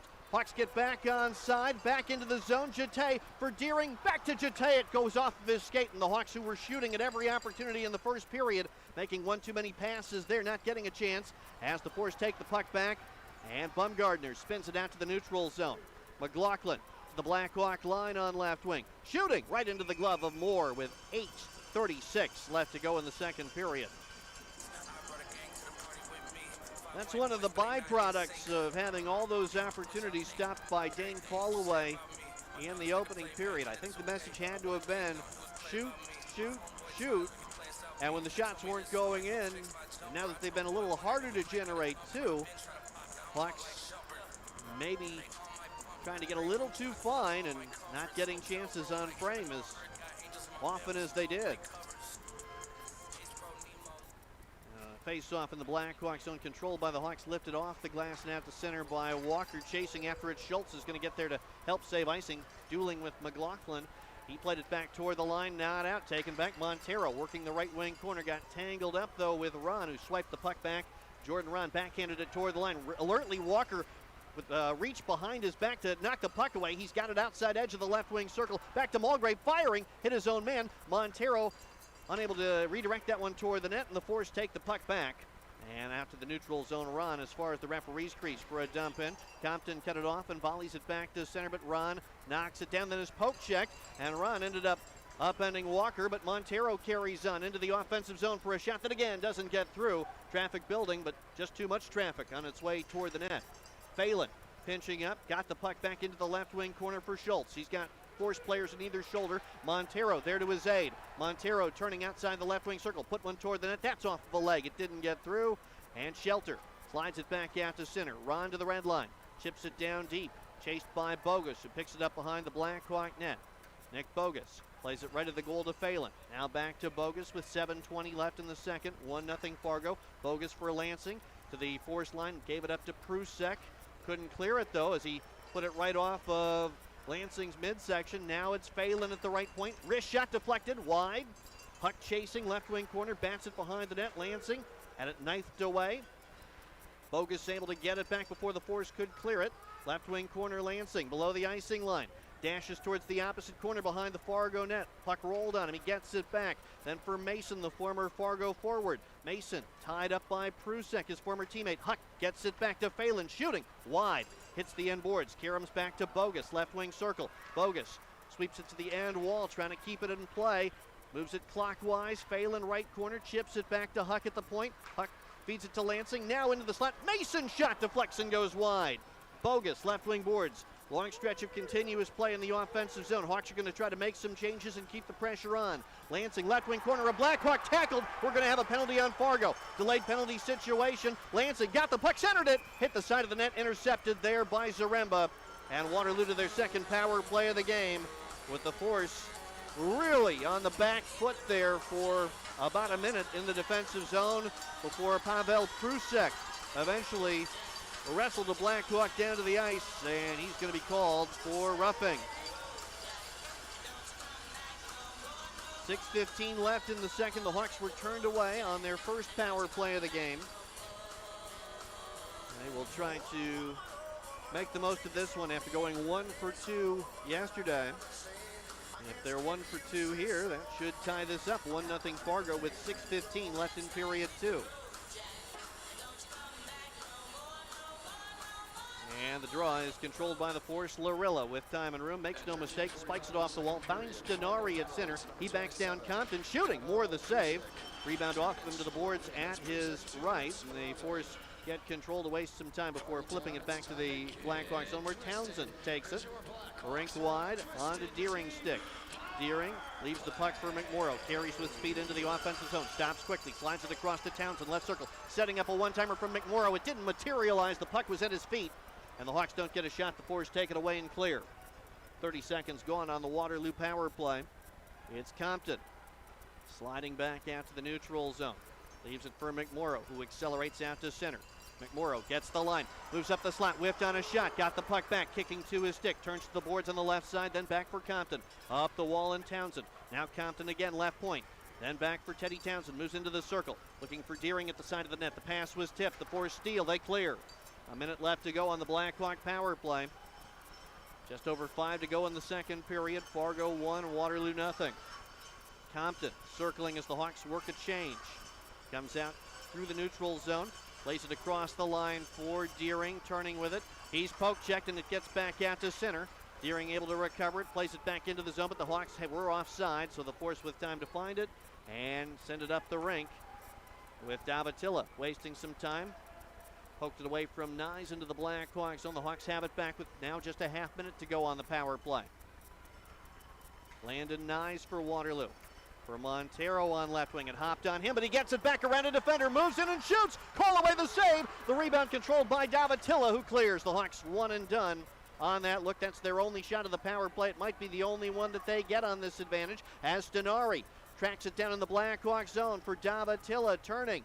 Davatilla carries it back to the line, rims it behind the Black Hawk net. The Force come back to full strength as Nyes picks the puck up, and Landon Nyes comes out to the neutral zone. Force are changing. Nyes finds Phelan to the offensive end. Phelan to Jete, left wing circle. Doesn't get a shot away. Larilla poke checked him as Jete was stick handling, and Butella back to center, but he loses it and turns shy of the Hawk line, and Sam Huck gets it to settle down. Comes up the rink. Dodged a player in the neutrals, and that was Ron, but the puck stuck with Ron, and now Butella back to the Black Hawks zone. Trying to get it back to Ron. They don't connect. Phelan has it with 3:40 to go in period 2. Nyes then for Jete.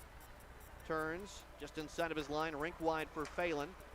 Back to Jete, tips it into the offensive zone. Moves in and shoots. Callaway got a piece of that, sticking it to the end glass. 3.5 to go second period. The Force fly it down into the Hawk zone. And it slides towards Moore. He stops it, gives it to Mulgrave. Fargo changing. Mulgrave headman pass right onto the stick of Jete. Banks it off the end boards. It ricochets to Walker off the kick plate. Walker left wing corner. Drops it back. Mulgrave goes rink wide, but the pass was out of Brady's reach. The Force steal and clear. Could be icing. Mulgrave is going to get there, and it is an icing call with 3:03 left in the second period. The Hawks 14 shots in the first period, just 4 in the second, including some power play time that only generated 1. And it's been a frustrating second period. After the Hawks limited Fargo to 6 in the first, they've got 9 shots in the second. But still no change in the score from the mid stages of the opening period. Fargo 1, Waterloo 0.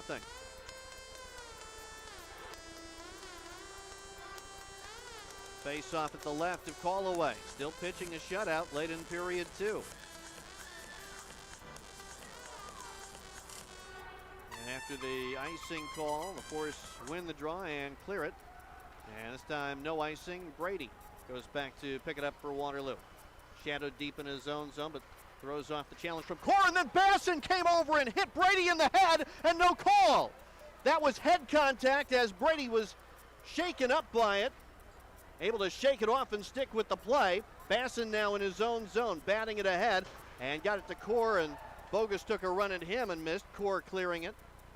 Walker, meanwhile, golfs it to the Fargo line. The Blackhawks would be offside. Now they are, as Montero knocks down Basson, and I think Montero saw that Basson just took an absolute run at Morgan Brady and did hit him in the chin. It may not have been full contact, but that's where the contact was. With 2:28 left to go in the second period, we're going to have an intentional offside call against the Blackhawks here. 1-0 Fargo.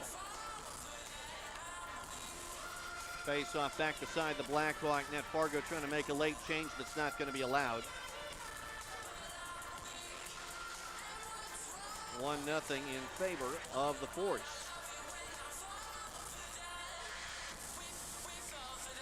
Davatilla and McMorrow for the draw.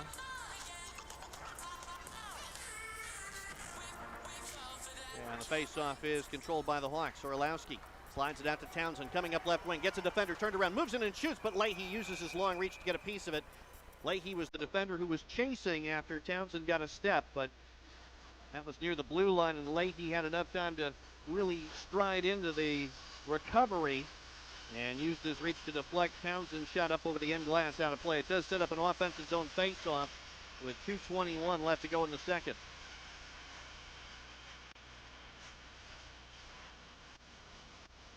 McMorrow taking the draw against Davatilla.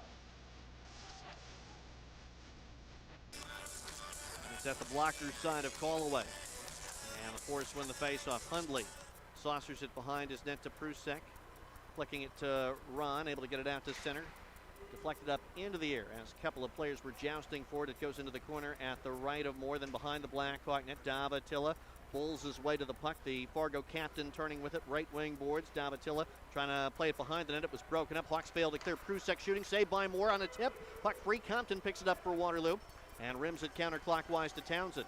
He bounced it off the boards to the line. McMorrow couldn't help it along. It goes back behind the Blackhawk goal on Compton's stick. 1:45 left in the second period. Compton's pass didn't find his target. Orlowski picks it up, dueling with Prusek, who is able to wrench it free and send it back out to center. Ron turns for Fargo, slid it ahead, pushed into the Blackhawks zone by Shelter. Brady plays it behind the Blackhawk net clockwise. Hawkins after it for Waterloo. Waterloo's leading goal scorer, Caden Hawkins, 2 yesterday. Up the ice, all the way to the offensive zone before handing it off for Brady. Then to the end boards, looking for Hawkins. Didn't connect with him. And instead, it's Fargo's Prusek trying to hit a home run pass. Didn't find Ryerson. It slides down to Moore, who covers it up with 1:07 left to go in the second period. The shots on goal have almost come back even now. 18 for the Hawks to 16 for Fargo. Order a Blackhawks value pack including 7 ticket equivalents, which can be redeemed in any combination for any home games. Get maximum flexibility and come to whichever games you want to see with whoever you want to bring. Order one of these Blackhawk value packs by clicking on the shop link at WaterlooBlackhawks.com. Stick-side face-off, right of Daniel Moore. 1-0 Fargo. And this face-off won by Deering. Phelan fires one off the woodwork, batted by Jete. He was shy of the red line. It's going to be icing. That was up about waist high, and Jete just swatting at it as it happened to come by. was at least a stride or two shy of the red line. So exactly 1 minute left to go in the second period.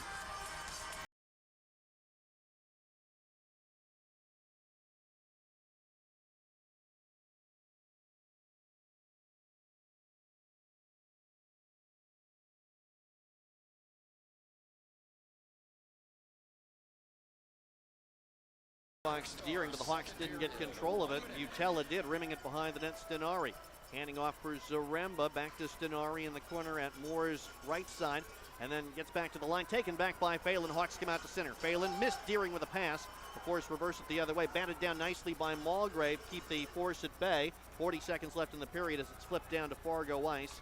Larilla corrals it, rink wide to McLaughlin, and tipped down into the Blackhawks zone, a feed that came Zaremba's way. Mulgrave with half a minute to go in the period. Bounced it out to center. McLaughlin gives it back to Larilla. His pass missed Stenari. It rolls down behind the Blackhawk net. Phelan trying to get control of it and eventually does. Up the wall right of the net, tip to the line, not out. Back behind the Hawk goal it goes. Utella for Fargo, scored in yesterday's game. Fends off a check from Mulgrave here. Got the puck to Zaremba, who's knocked down. Hawkins taps it out to center, couldn't get by Larilla. Puck slides down into Fargo ice as the period melts away. And there's no change in score from the end of the first to the end of the second. It's still Fargo 1, Waterloo nothing after 40 minutes of play at Young Arena. One more period between these two teams, and that'll be it for the season series. We'll come back to recap at the second intermission. Our scoring summary will be on the other side of a break. We'll also check other scores of interest, and that includes the IIHF World Junior Championships with more games going on today. We'll give you a full rundown of everything happening in Canada during the World Juniors. Force 1, Blackhawks nothing after 40 minutes on the Courtyard by Marriott, Blackhawks Network, and 1650 The Fan. Shop, donate, or volunteer to help Habitat for Humanity at the Restore in Waterloo. Whether you purchase or donate furniture, building materials, or appliances, you make it possible for families in Northeast Iowa to achieve home ownership in decent, affordable housing. Visit the Restore at 4107 Hammond Avenue in Waterloo, or check them out at webuildhabitat.org/restore. Help Habitat do more. Shop the Restore in Waterloo. Domino's carryout deal means you can carry out one-topping pizzas for $7.99 each when you order online or by phone. Just in case there's any confusion, we've even set up a helpful website to confirm if today is the day you can carry out one-topping pizzas for $7.99 each. Just go to howabouttoday.com to find out if Domino's carryout deal is valid today. Spoiler alert, it is. Carryout only. Ask for this offer. Availability and charges may vary. Size availability varies by crust type. Includes XL and specialty. Your local store may charge extra for some toppings and sauces. Coors Light presents To Chill or Not to Chill. When your friend skips your favorite song on the playlist. End of friendship. Or choose chill because that song lives rent-free in your head anyway. And you planned ahead by bringing Coors Light to the party. And the sound of that ice-cold can cracking open was music to your ears already. Coors Light. Choose chill. Celebrate responsibly. 2024 Coors Brewing Company, Golden, Colorado. Fit Pop Popcorn. It's a poppin' in Iowa. But many people don't have world-class popcorn growing in their neighborhood. Fit Pop is grown better right next door in Cedar Falls. Never fear, you can ship Fit Pop popcorn anywhere in the United States. Think of those people who don't have Fit Pop popcorn at their local grocery store. Send them a Midwestern care package from fit-pop.com. That's fit-pop.com. Fit Pop Popcorn. It's a poppin' in Iowa. At Green Acre Storage, we can take it. Think of us as storage therapists. We provide clean, safe, secure, climate-controlled storage units in a complete range of sizes. Feel free to unload on us in our enclosed and heated building area. And ask about our Penske truck rentals and packing supply. And feel better fast, knowing the storage pros at Green Acre specialize in non-protection. We'll keep your stuff and your secrets. Because life is hard. Storage. Right now, someone is having fun at Maple Lanes in Cadillac Extreme Bowling Center. Sure, there's fun for bowlers, but there's also gamers, party animals, and anyone who loves good food. If you haven't been to Maple Lanes in Cadillac XBC lately, you don't know how much fun you're missing. Then there's Kingpin Social, open to the full menu for lunch and dinner every day. Maple Lanes, Waterloo.com, 4608 University Avenue. CadillacXBC.com, 650 LaFour Road. Have some fun tonight. When it's hockey time in Party Town, the Black Hawks are on. 1650 The Fan. This is the kind of game where the Fargo Force have had success this season in games settled by either 1 or 2 goals. So far this year, the Force are 13-4-3. They're tied with the Muskegon Lumberjacks for the most wins in either 1 or 2 goal games so far during the 2024-25 season. They've got a 1-0 lead on the Waterloo Black Hawks. They won a 2-goal game against the Hawks in the matchup yesterday. And in fact, when you look at the games between these teams all season, they've been games like this one where they've been relatively close all the way. Neither team has had more than a 2-goal lead at any point in the 11 periods plus that they have played against each other. 3-2 Fargo wins, both in overtime and regulation in Fargo back in October, then 5-3 yesterday. And again, 1-0 right now at this second intermission. With our scoring summary now presented by Ted's Home and Hardware. And it will sound remarkably similar to the first period scoring summary. The only goal during the first power play of the game at 12:56 of the first. It was late in the power play. The Force with possession in the Black Hawks zone. It was on the left wing side where Finn McLaughlin sent it across to the top of the right circle, and just oodles of room there for Cole Bumgardner, and he took advantage of it. He held onto the puck for a moment, let some traffic form, and then hit the top corner with a shot from the top of the right circle. Bumgardner's power play goal at 12:56 of the first period, assisted by Finn McLaughlin as well as Luke Shelter, to give the Force the 1-0 lead that they have had ever since. Each team had a first period power play, including that one where Bumgardner scored. Each team had a second period power play as well. Neither team scored, obviously, in period 2 during those power play situations. And so now Waterloo is 0 for 2, while the Force are 1 for 2. The second period looked a lot different. The Hawks had a 14-6 first period shots advantage. In period 2, it was Fargo with 10 shots on goal to Waterloo's 4, and the Black Hawks just did not generate chances to the same degree. Some of it was bad puck luck. There was a really good look that Nick Kasiba had on a pass across the ice that came his way that just it was up off the ice and he did not make contact with. So there was some of that, but there were also other instances where the Blackhawks elected to pass instead of shoot, and that led to a lower shot total in period number 2. The Hawks now for the game at 18 shots on goal, while the Force have 16, and Dane Callaway still pitching a shutout.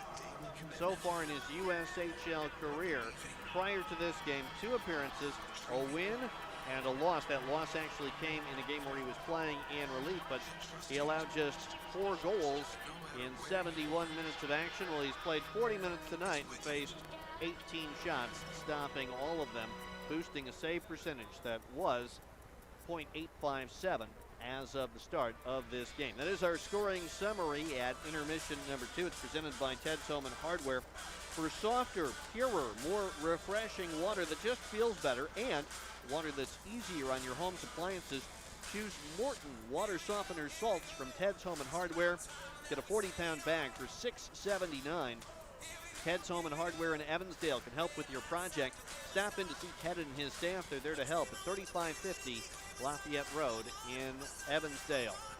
Well, this is the only game in the United States Hockey League on a Sunday night, the last Sunday of 2024. But there is a lot of action. 4 games at the IIHF World Junior Championships. We'll tell you about the ones that have finished as well as the ones that are still underway. Coming up after a break, here at Young Arena. Fargo 1, Waterloo nothing on the Courtyard by Marriott. Blackhawks Network and 1650, The Fan. At our store, we have something for all seasons. This is Ted from Ted's Home and Hardware in Evansville. This is hockey season, and you know we're proud supporters of the Blackhawks. Be part of the Blackhawks family and stop into our family-owned and operated store for value and the products you need for your home and property. Find DeWalt power and hand tools to help take on those tough jobs you need to get done. For over 90 years, DeWalt tools, guaranteed tough. Save more with Veridian Credit Union. Score top shelf savings with lower fees and better rates on accounts, loans, and credit cards. At Veridian, you'll earn more on savings and checking accounts and pay less when you buy or refinance a home or vehicle. That's how our members come out millions of dollars ahead each year, giving you more. That's the value of Veridian. Go to VeridianCU.org to see how you can save. Equal housing opportunity insured by NCUA.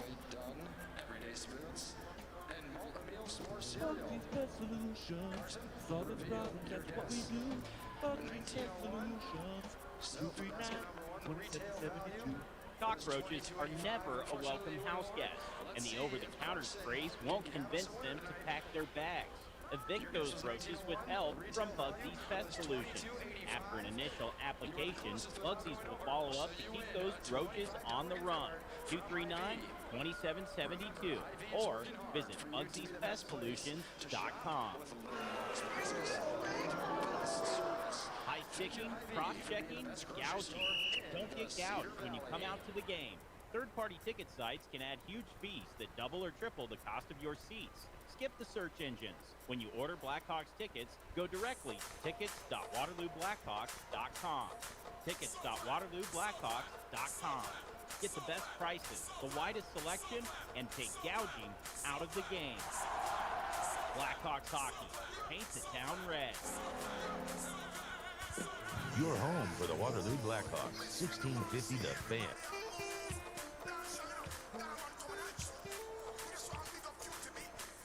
Fargo 1, Waterloo nothing. We're at the end of two periods at Young Arena. No change in score after 20 minutes of period 2 came and went. Coming up next Saturday, January the 4th, the Blackhawks play their first game during 2025. That portion of the USHL schedule. It's against the Cedar Rapids Rough Riders. 6:05, and the Blackhawks Family 4-pack is back next Saturday. For $72, get 4 tickets, 4 check-a-pucks, and $32 worth of concession vouchers. Looking forward to seeing you next weekend for that DePaco Cowbell Cup matchup between Waterloo and the Rough Riders. 4 games today at the IIHF World Junior Championship, starting the second half of pool play with those games today. 8 of the 10 teams in action. The United States came up short against Finland, 4-3 in overtime. They do still pick up a point. They still remain at the top of their group, but unable to earn all the points possible from a game against the Finns. We'll tell you more about that in a moment. Sweden, though, keeps on rolling. The Swedes 7-5 winners over Switzerland, and Czechia has just defeated their neighbors Slovakia 4-2.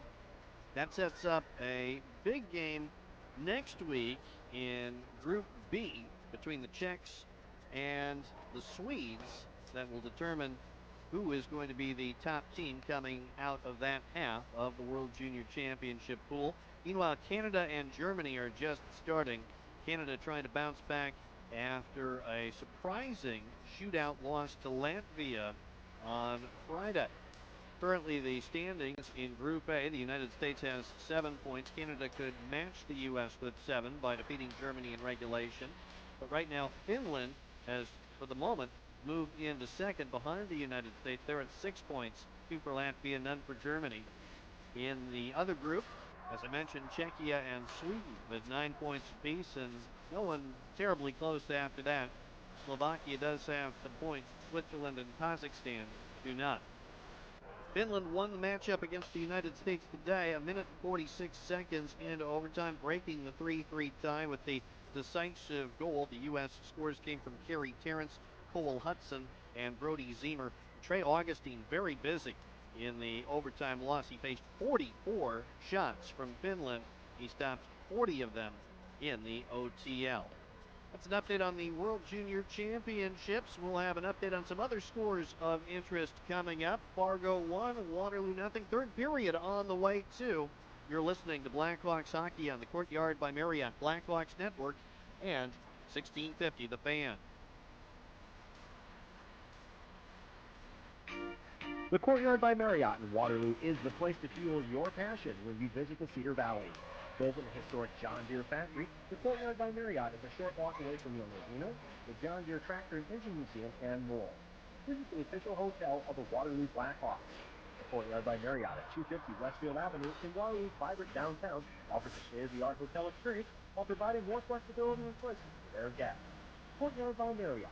Fuel my passion. Slumberland Furniture has been serving the Cedar Valley for more than 50 years. This year, Slumberland is partnering with the Waterloo Black Hawks and 1650 The Fan to advocate for good causes. A portion of your January 17th hockey ticket can help Magical Mix Kids. Go to tickets.waterlooblackhawks.com and use the code MAGIC. January 17th is a Slumberland Furniture Advocacy Night in coordination with the Black Hawks and 1650 The Fan. Please join me in Served your country and graduated with honors? I'm proud of you. Aw, thank you, Grandma. Joining the Army has many benefits. Celebrating your college degree without the burden of debt is just one of them. The Army pay for it? Yes, Unc. Visit the Waterloo Army Recruiting Station at 2060 Crossroads Boulevard or call 319-300-3178. Whatever your project and wherever you are, Terrence Trentwright can handle all your printing needs under one roof. This is Blackhawks Postmatch Printing. From design to delivery, Terrence Trentwright does it all. Forms or business cards for your office, invitations or envelopes for special events, yard signs, rubber stamps, screen printing, and so much more. Find all the details at TerrencePrintRight.com, where you can also request a quote right from home. Terrence Printwright on Falls Avenue in Waterloo, and open online around the clock at TerrencePrintRight.com. The Waterloo Black Hawks play here. 1650 The Fan. Cole Bumgarner's first period power play goal is still the only goal in this game. Fargo 1, Waterloo nothing with 20 minutes left in regulation at Young Arena on this Sunday evening. The only game in the USHL is right here. In the National Hockey League earlier, it was the Buffalo Sabres over the St. Louis Blues, 4-2. Ottawa and Minnesota get going in just about 15 minutes or so. And a little while after that, it'll be the Chicago Blackhawks hosting the Dallas Stars. Those are games involving regional teams. One game involving a former Waterloo Blackhawk even a little later out west. Mikey Anderson and the LA Kings hosting the Philadelphia Flyers. In men's college basketball today, the UNI Panthers picked up another Missouri Valley Conference win, defeating the Salukis of Southern Illinois 78-67 on the women's side. A win for the UNI Panthers on the road at Indiana State, 75-65. And the Iowa Hawkeye women also beat a conference rival from the state of Indiana, topping the Purdue Boilermakers 84-63. NFL football, the Minnesota Vikings held off a Green Bay Packers comeback. Minnesota over the Pack, 27-25 up in Minneapolis. Other NFL winners today: Tampa Bay, Philadelphia, the Giants, Las Vegas, Buffalo, Jacksonville, and Miami. And the late game in the NFL tonight, the Atlanta Falcons against the Washington Commanders, starting in the next hour. The Waterloo Blackhawks trying to pick up a win when trailing after 40 minutes against a Fargo Force team that's been very good under these circumstances. When Fargo leads after 2 periods in this 2024-25 campaign, they are 11-0-1. Meanwhile, the Blackhawks facing this situation 0-6-4. So they have drawn some points out of games like this one, but not yet a win under these circumstances, and trying to get a win against Fargo. Otherwise, the Force sweep the 4-game regular season series. Dane Callaway with 18 saves. He's 20 minutes away from a shutout. Daniel Moore has stopped 15 of 16, including all 10 Fargo shots in the second period. We're underway in the third as the Force control the draw. It sent up the right wing glass. Shelter tipped it toward the Hawk line. Peddle tried to reverse it. Shelter was in his way. Peddle a second effort. Fed it ahead to Montero, poking it down into the Fargo zone. Walker able to work around a Fargo defender. Played it behind the net. Montero pursues to the right wing boards. Comes out toward the line. Swept it ahead. Lorilla steals. Banking it to Ron. He scored the winner yesterday. He bounces it down to center here. Shelter gets into the Black Hawks zone. Takes a shot from a sharp angle. Moore the save. Hawks clear it off the kick plate back out the other way. It's going to be icing on Waterloo on the fresh ice. That one does skitter down all the way deep into Fargo territory. Later in the period, that one might not have had enough to go for icing. The Hawks' next game is Tuesday, New Year's Eve, against the Dubuque Fighting Saints. The Tuesday night matchup begins at 6:05. Doors open at 5:05. It's presented by Maple Lanes and Cadillac Extreme Bowling Center. Fans in attendance will get a bowling offer that they can cash in during 2025. And we hope that you'll be here to cheer on the Blackhawks on Tuesday for a DePaco Cowbell Cup Series game against the Fighting Saints. After the icing call, the Force win the draw. Lorilla steers it into the right wing corner. Brady after it for Waterloo, gets control, escapes from Butella, makes it all the way back to the Fargo zone himself. Brady cut down. Penalty's going to be called here. And the Blackhawks go to a power play with Sam Lorilla getting his stick into the skates of Morgan Brady. And Brady with a good individual effort to really make something out of nothing after the icing call against Waterloo. And less than a minute into the third, the Blackhawks go to a power play looking for the equalizer. 1-0 Fargo. Hawks 0 for 2 on the power play so far tonight. Their power play goal yesterday was not your traditional power play look. It was essentially a breakaway goal on a 100-foot pass that originated from inside the Blackhawk blue line. And before the draw, Grady Deering tossed out. He gets a talking to from Takaji St. Pierre about what he did to warrant being moved away from the dot. Brendan McMorrow comes over instead. And Davatilla wins the faceoff, and Hundley fires it off the woodwork down the length of the ice. Dylan Compton turns back at the center. He assisted on a couple of goals yesterday. Gets to the line, knocked out, got the puck into the zone. Deering trying to play it up the wall, and the Force steal. They clear. Deering scoots back into his own zone ahead of Stenari, who does a flyby, allowing Deering to pick up the puck. Then for Compton, back out to neutral ice, rink wide onto the stick of Townsend for the carry-in. He stops just inside the line. Sweeps the puck back to Hawkins, moves into the left wing circle, dropping it back. It goes between Townsend and Compton out to the neutral zone. The Hawks have just looked off since the end of the first period. Deering turns back in on left wing. Makes his way toward the corner, trying to leave the puck for Townsend. Force take it away and clear once again, and Hawks are going to have to swap lines halfway through this power play. Landon Nyes is already out there for Waterloo. Nyes comes from deep in his own zone. Gives it to Montero on left wing. Gets into the offensive end. Montero dropping it back. Never made it to Nyes. Basson took it away and clears. 45 seconds left on the Blackhawk power play. Just over 2 minutes into the third period. Nyes tape to tape for Orlowski. Brought it across the line on left wing, fending off a check. He goes behind the Fargo net. Orlowski on his backhand into the right wing corner, then stops near the top of the circle. Slides the puck back from whence he came to Schultz. Now Orlowski again, and then denies. Back to Orlowski, top of the right circle, shooting. Tip, saved by Callaway. Rebound. It was at the feet of Schultz. He couldn't get a shot away. Nyes gets the puck back for Waterloo. Then to Kasiba outside the left wing circle. Nicholas Kasiba, rink wide for Orlowski. He plays the Karam off the right wing boards, put it in front, redirected. Callaway had to make a save off of one of his defenders. Nyes picks the puck back up, final seconds on the power play. Landon Nyes, deep slot backpedaling, slides the puck to Kasiba, flips it across to Orlowski. Power play time is over. Orlowski, side of the net, and a centering feed for Schultz, broken up. Lorilla out of the penalty box, gets the puck, brought it out to center, nudged by Orlowski. Nyes takes control back for Waterloo and steps in. Landon Nyes dragging and shooting. It's gloved by Callaway casually with 16:52 left to go in regulation. Now 21 Blackhawks shots in the game. 1-0 Fargo.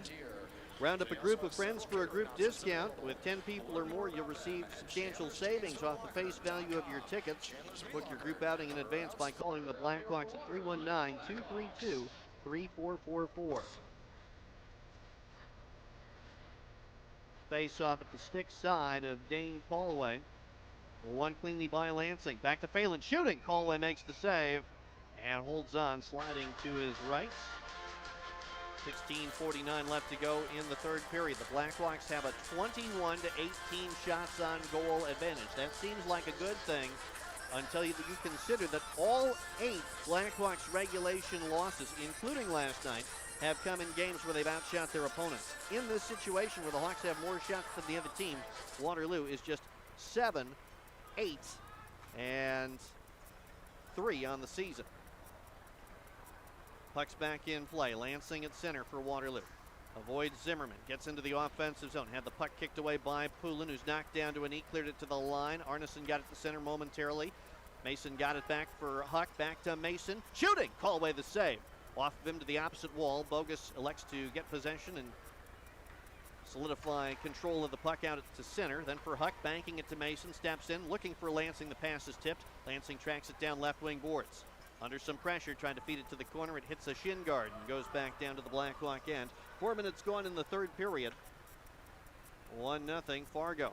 Landon Knives comes up the ice, crosses the line on left wing, makes his way toward the corner, keeps it away from Mackey. Stops, tries to flip it back out to the line. Didn't have enough to get it back to Huck. Ryerson stole it. Now it's Perreault up the rink. Kevin Perreault to the Blackhawk line. Then for Bumgardner on left wing. Rims it clockwise behind the Hawk goal for Ryerson. Jostled by the Hawks' Knives. Puck rolls back out to neutral ice. Huck able to swat it polo style down into the Fargo zone. And the Force had it, but they give it up. McMorrow the takeaway. Brendan McMorrow moves behind the Fargo net. Trying to work his way into the right wing corner. Stops quickly to avoid Perreault. Knocked down. Play continues. And the Force get control of it with Mackey back out to the neutral zone as far as the red line for a dump in. Reversed by Moore. Now Jete. Kicks it up the ice to Townsend, trying to return it to Jete. Ryerson picked it off. Mulgrave got it back, but the Hawks don't have it for long with Larilla now volleying one up the glass. Cut off by the Blackhawks with Deering taking that back.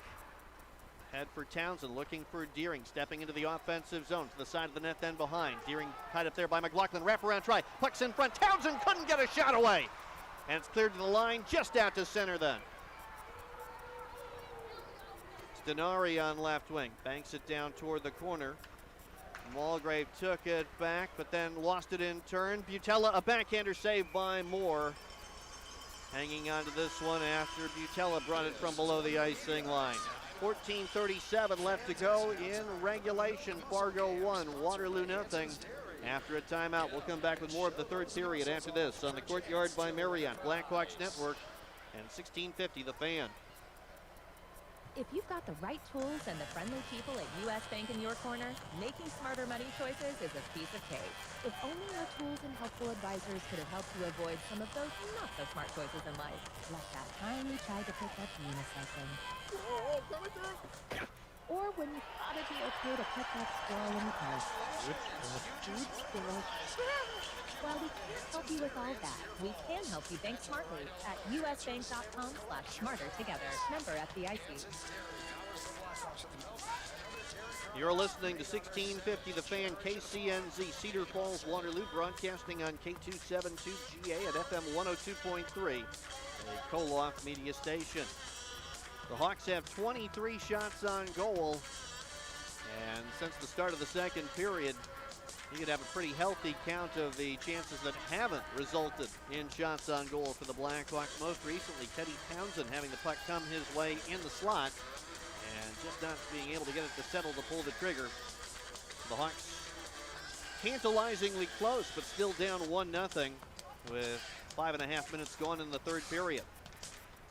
Face off in the Hawks zone, won by Waterloo. Petal puts it off the glass and out to center. Larilla bats it down, going back to his own zone. Banked it ahead for Butella. Then looking for Stenari, who's hit high, and it's going to be a penalty on the Hawks as Stenari was hit in the chin, and Fargo's going to a power play. Head contact's the call, and it's going to be Fargo's third power play of the game.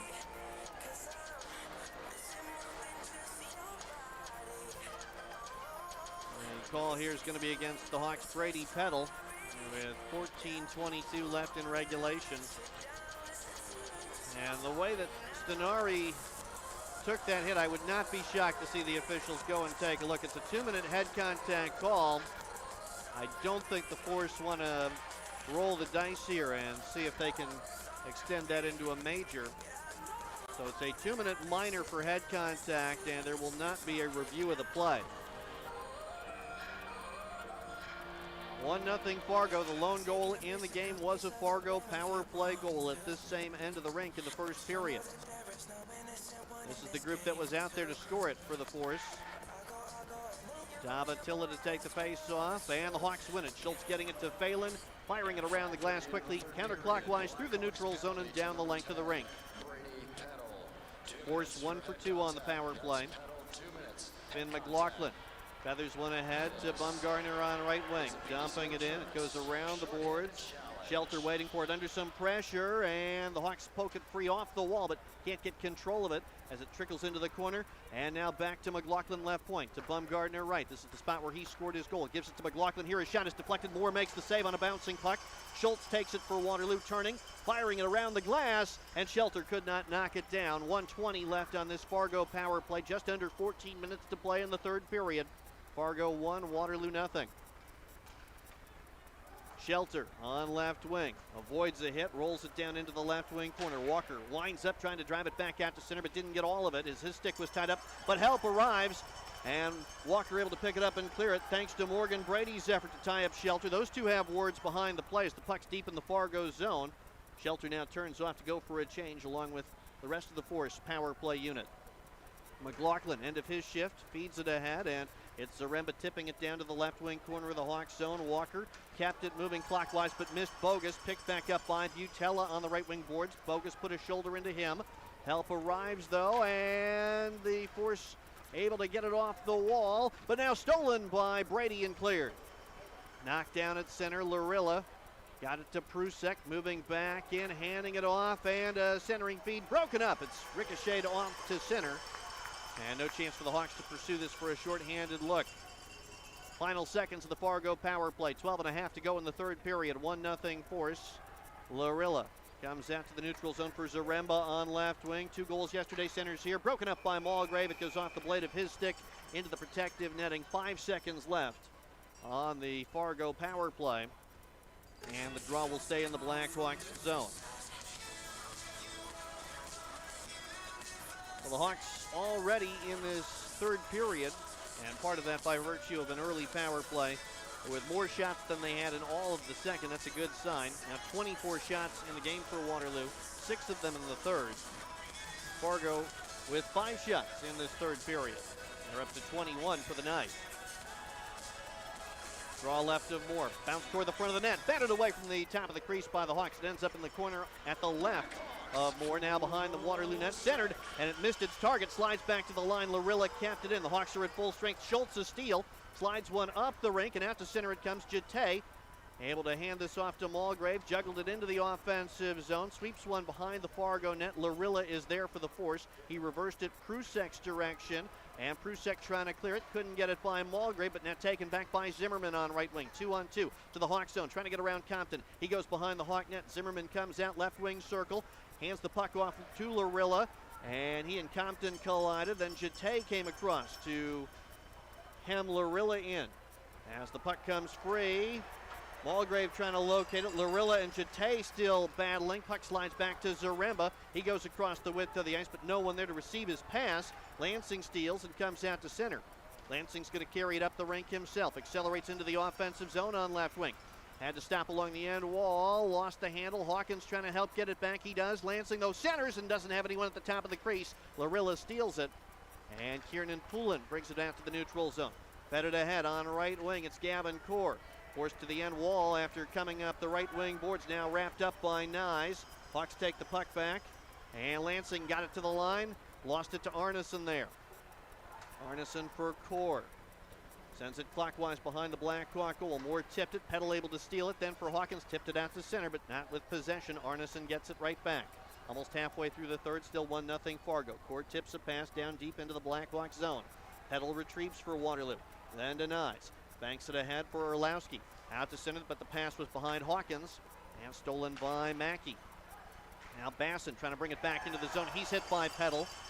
Keep in mind that Basson got away with a high hit on Morgan Brady in the second period, and the Hawks took note of that at the time. Not the time to retaliate now, though, as the Hawks misfire on a pass, and icing is the result. Fans, please direct your attention to section When B. Basson has been around the puck, though, ever since that hit on Brady, the Blackhawks have been looking to put a body into it. Congratulations. You have just won a free oil change. 1-0 Fargo. And after the icing call, the face-off will come back to the side of the Hawk net. Blackhawks hockey. McMorrow will be out there for the draw. Basson at the other side of the dot. Former Cedar Rapids Rough Rider, Riley Basson. Against the former NTDP forward McMorrow, and McMorrow comes away from the dot with it. Got it to the red line, chips it into the offensive zone, trying to pursue it himself, and forces Callaway to cover the puck up. And Prusek took exception to McMorrow's fast stop near the front of the Fargo net. He did not spray Callaway with snow, but was in close proximity, closer than Prusek liked. 10-12 left to play in the third. The face-off now after the icing draw a moment earlier in the Blackhawk zone at the other end of the rink beside Callaway and the Fargo net, all thanks to Brendan McMorrow's effort. And now McMorrow will try to follow up with a face-off here against Davatilla, which he wins. It comes out to Morgan Brady on his offhand. He turns to his forehand, then for Townsend left wing boards. Townsend shoots, Callaway the save. Rebound goes into the left wing corner. Townsend after it there, gets away from Larilla, who lost his stick. Townsend shoots, and Callaway may have gotten a piece of it. It went wide. Bogus at the right point. Up the wall, no one there. McLaughlin steals and clears, and it goes down into the Blackhawk zone. Icing washed out. More than halfway through the third. It's been a 1-0 Fargo lead since 12:56 of the first period. And now we're past the 10-minute mark of the third with the puck in front of the Fargo bench. And dug out by Ron. Townsend got it away with McMorrow's help, but then the Hawks are offside, trying to get into the Fargo zone with 9:34 left to play. Let's take a timeout and come back in 30 seconds on the Courtyard by Marriott Blackhawks Network and 1650 The Fan. Shop, donate, or volunteer to help Habitat for Humanity at the Restore in Waterloo.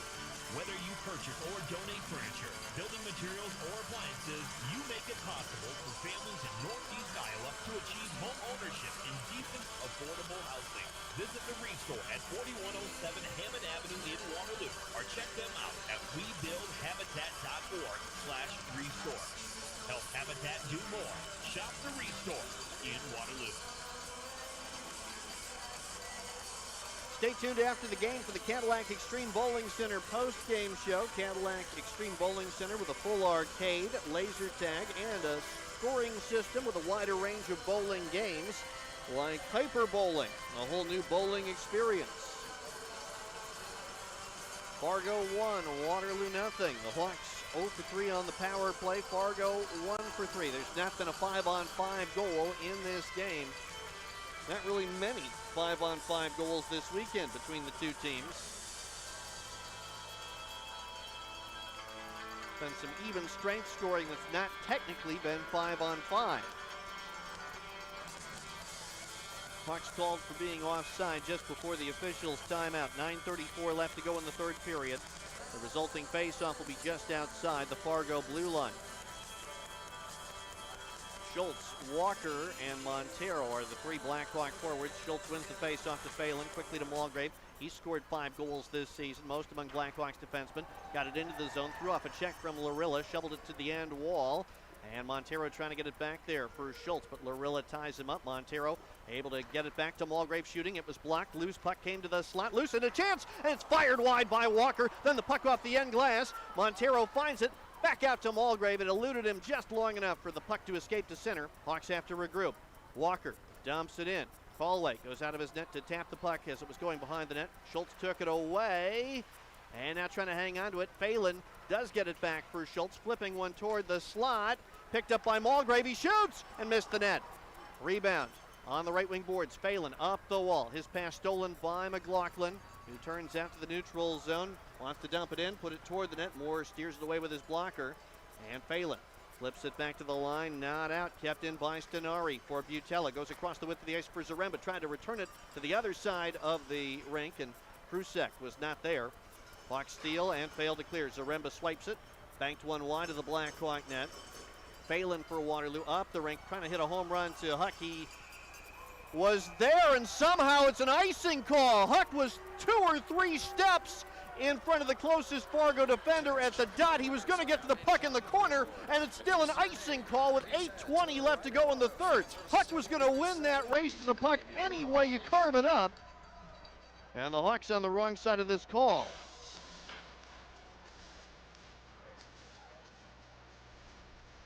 .820 left to go in regulation. The faceoff will be back beside the Hawk net. Same thing happened about the same point in the third period of yesterday's game. Circumstances a little different, but the Blackhawks bench was equally nipped by an icing call.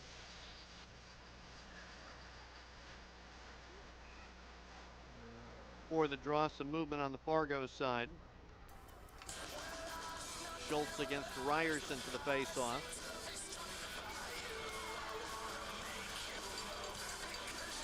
And Takaji St. Pierre drops the puck, which Schultz is able to get enough of so that it comes to Mulgrave. He's surrounded behind the Hawk net, but it squirts back toward the line. Huck helps it along. It does make it out to center, but the Force have it right back. Hundley, poke checked in front of his own bench by Mason, has to play it back into his own zone. Huck pursuing, poked the puck free again, and the Hawks just can't quite get control of it as Basson steers it out to center. Compton now swipes it back, giving it to Lansing. He's got goals in back-to-back games. Got in front, he's hooked, and a penalty's going to be called against the Force. Puck still in play, though, for the moment. Huck tracks it down on the left wing boards. The Hawks get an extra attacker out there. Huck flipped one toward the slot, knocked down by Basson. Make it a slash rather than a hook, but the Hawks to a fourth power play in the game. And a big one with 7:46 left to go in the third period. Pavel Prusek for slashing.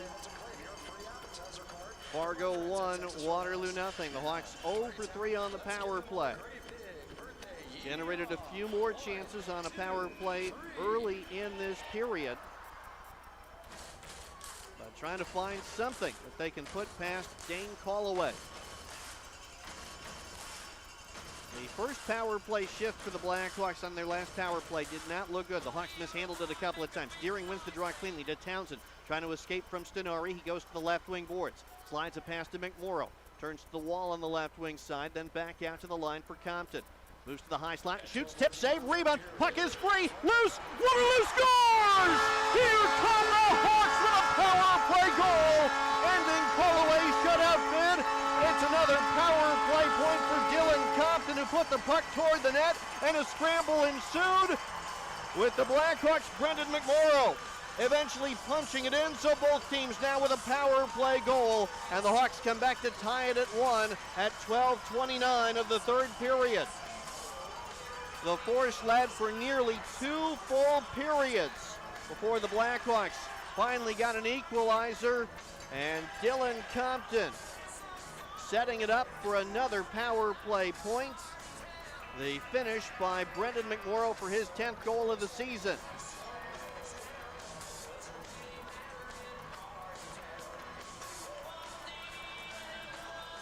Compton now 18 assists on the year, and of those, 12 on the power play. So it's a 1-1 score, a new game with 7:31 left to play in the third period. A little bit of discussion about this in front of the Fargo bench. There's no question there that McMorrow put the puck in cleanly. Perhaps some discussion about whether Callaway was able to play his position after making the initial save on the attempt by Compton. There were a couple of whacks at the puck. Deering was there for Waterloo. And eventually, after Callaway had stopped a couple of tries, there was room enough for McMorrow to find the puck and tuck it in. And I think that the argument based on the gestures from Brett Skinner on the Fargo bench is that he thought there was a slash there. We'll get another look at it on the board. Deering was chopping at the puck, and It may have been a slash under different circumstances, but Deering was trying to play the puck as he was being accosted by a Fargo defender. So McMorrow the goal. Give Deering credit for an assist as well as the one to Compton. And it's a 1-1 game. Each team with a power play score. 7.5 left to go in the third period. The Force win a draw. It's dumped in by Core.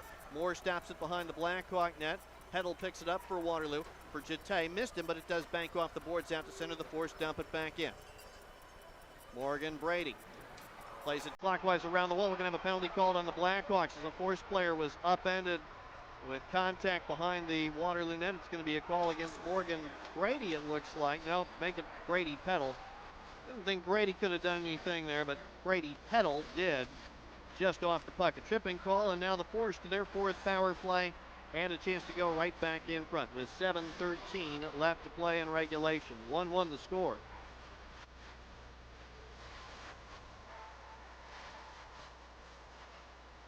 The draw will be at Daniel Moore's left.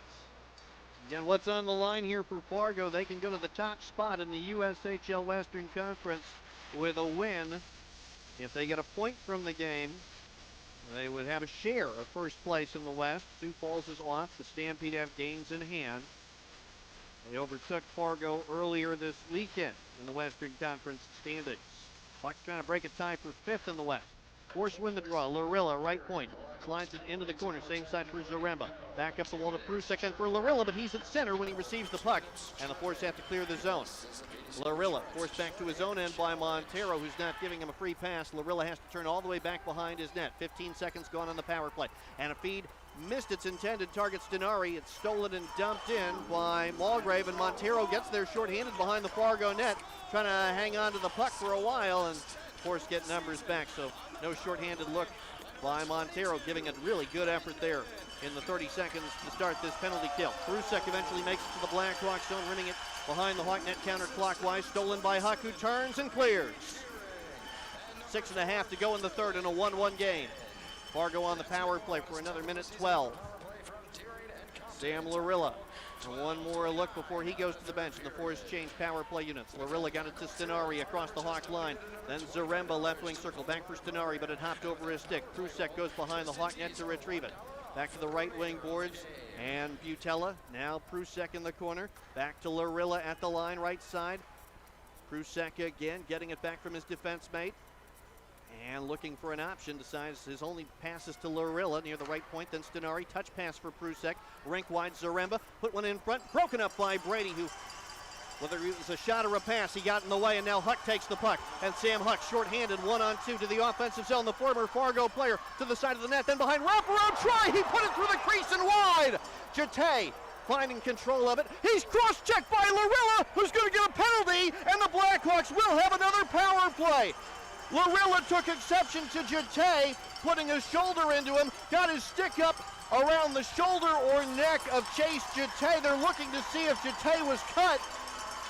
It's going to be a high sticking penalty, and it nullifies the final 21 seconds of the Fargo power play. And in a 1-1 game, the Blackhawks are 21 seconds away from going to their fifth power play of this one. 5:33 left to go in the third. 1-1 the score. Sam Huck, a great chance, shorthanded. But ultimately, in the follow-up to that wraparound that went parallel to the goal line, the Blackhawks get something that might be even better. An early end to the Fargo power play.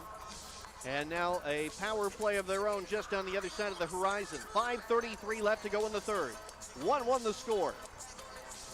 Schultz for the face-off. Out there with Lansing, plus Nyes and Brady.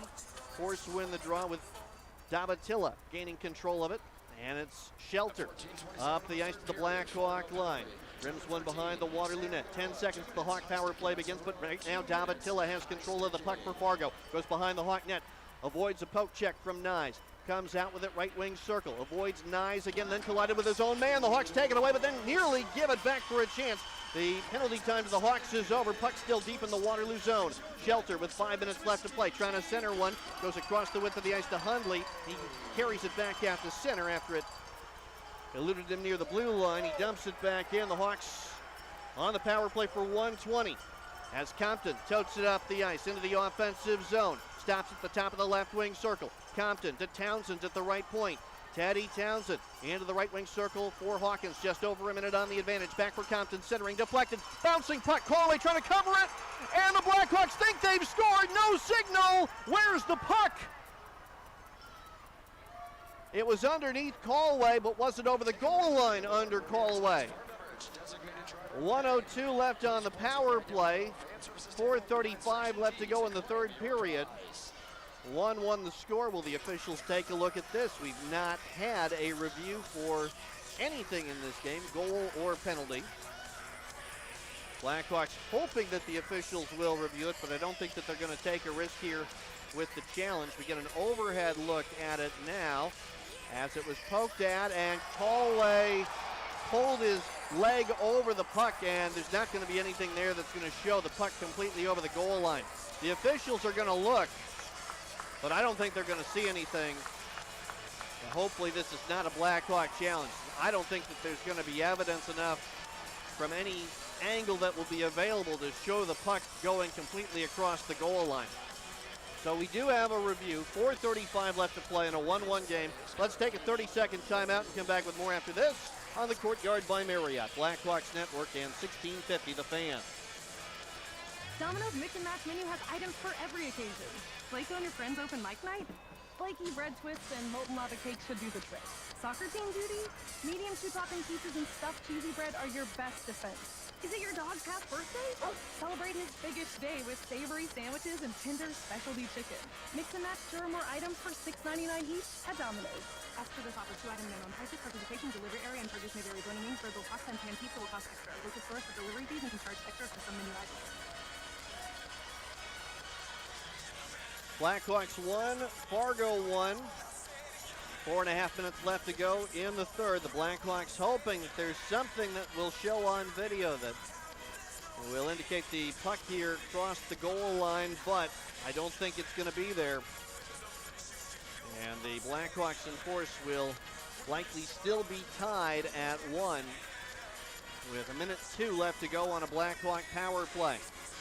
Dane Callaway pulling his left leg over a puck that was trickling toward the goal line, and once his leg was over the puck, you lost track of it from the video, and you did not see the puck completely cross the goal line. You saw it get to the edge of the goal line, but you never see the puck completely across in the net. From the overhead view that we had here at the rink that was on the video board, I have to think if there's any other overhead angle available, it's still going to show the same sort of thing. There is a view available from behind the net, but I'm not certain that there's going to be anything there that's going to show anything that's different. It's just going to be impossible to see that puck underneath Callaway's left leg. Even if you had a camera in the net, I'm not sure that there's anything that would show the puck going completely across the goal line. And the call is no goal. No matter, though, because the review may work just as well for the Blackhawks. Essentially, it's a timeout. It was not a challenge by the Blackhawks coaching staff. So the Hawks get to keep their top power play unit out there now well rested. It may work out for the better in the long run.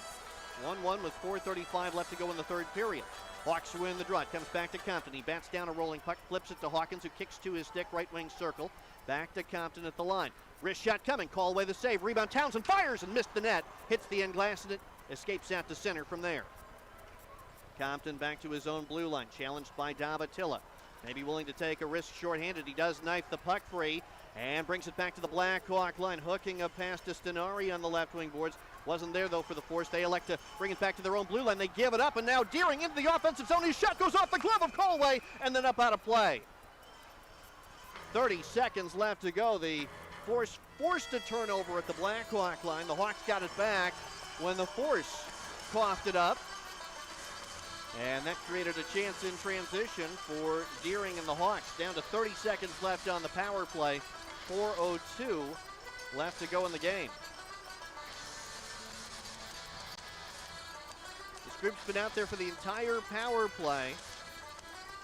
Again, in part due to the video review. Deering wins one more faceoff. McMorrow gets it back to Compton, then Townsend left wing circle to Compton. Deep slot, but this time it hops over his stick and out to center.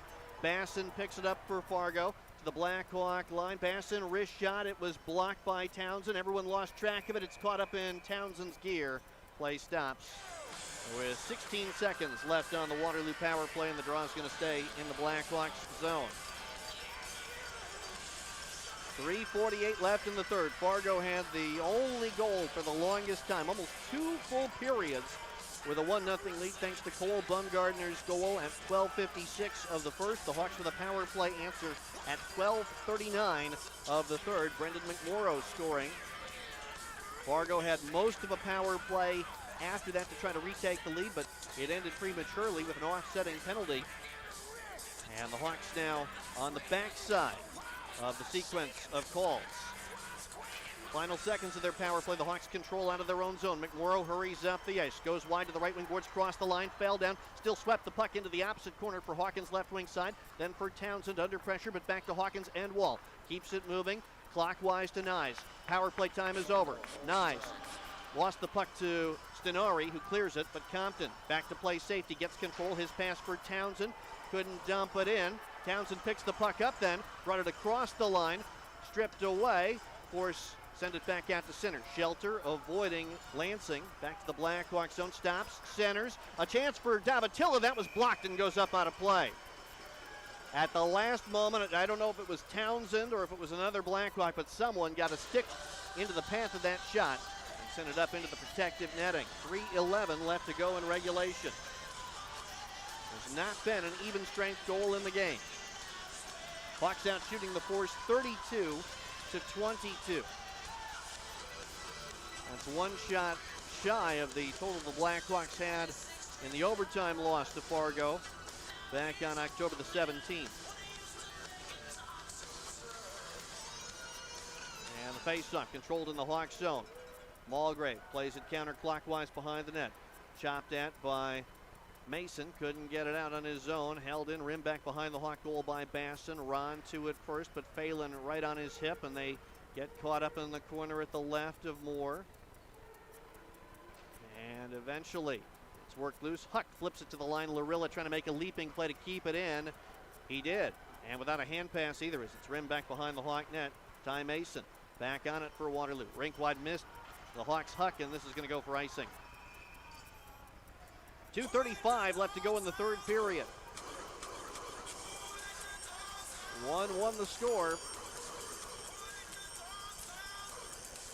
These two teams will not see each other again during the regular season. It would take a playoff matchup for Waterloo and Fargo to meet with this group of personnel. The Blackhawks electing to burn their time out here with the icing call. 2:35 left to go in regulation. Hawks 1, Force 1. Let's break 30 seconds and come back with the conclusion of regulation in this 1-1 game. You're listening to Blackhawks Hockey on the Courtyard by Marriott, Blackhawks Network, and 1650 The Fan.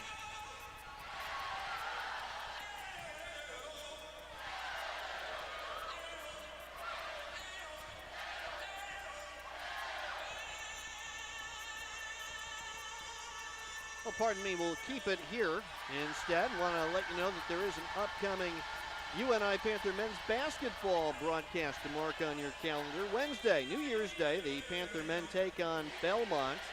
Pre-game coverage for that matchup between the Panthers and the Bruins starts at 7:30. That game over on 93.5 The Mix. You can hear Panther men's basketball Wednesday night on the first day of 2025 after the Panthers picked up a Missouri Valley Conference win today, picking up that victory at home against Southern Illinois. 2:35 left in the third. Game tied at 1. Face-off in the Blackhawks zone at the right of Daniel Moore. The Hawks spending their timeout and winning the draw. With Morgan Brady lifting it off the glass. It lands at center. It hit McMorrow, and eventually he gets control of it, sweeping it to Nick Bogus. Better ahead. It boomeranged right back to him. Now he tries to dump it in. That hit the linesman. The play is ruled to be offside. Takaji St. Pierre was the linesman it hit. He indicated that the play was onside. The call made from across the ice by Odin Nelson, who, in all likelihood, had a better look at that from across the rink, as he was not being hit by that puck. 2:20 left to play in the third period. Tied at 1. Face-off just outside the Fargo line this time, and Deering pulled it back, but no one picked it up for the Blackhawks, and instead Perusek will wing one into the left wing corner of the Hawks zone from center. Mulgrave knocked down by Shelter. Puck squirts back toward the line, not out. Ron kept it in. Rink wide for Perusek. Wrist shot, tipped, saved by Moore. He draws the puck back and covers it up, and then a Force player went tumbling over the top of him. That was Riley Basson. And Basson has words with Deering here. 2:04 left to go in regulation.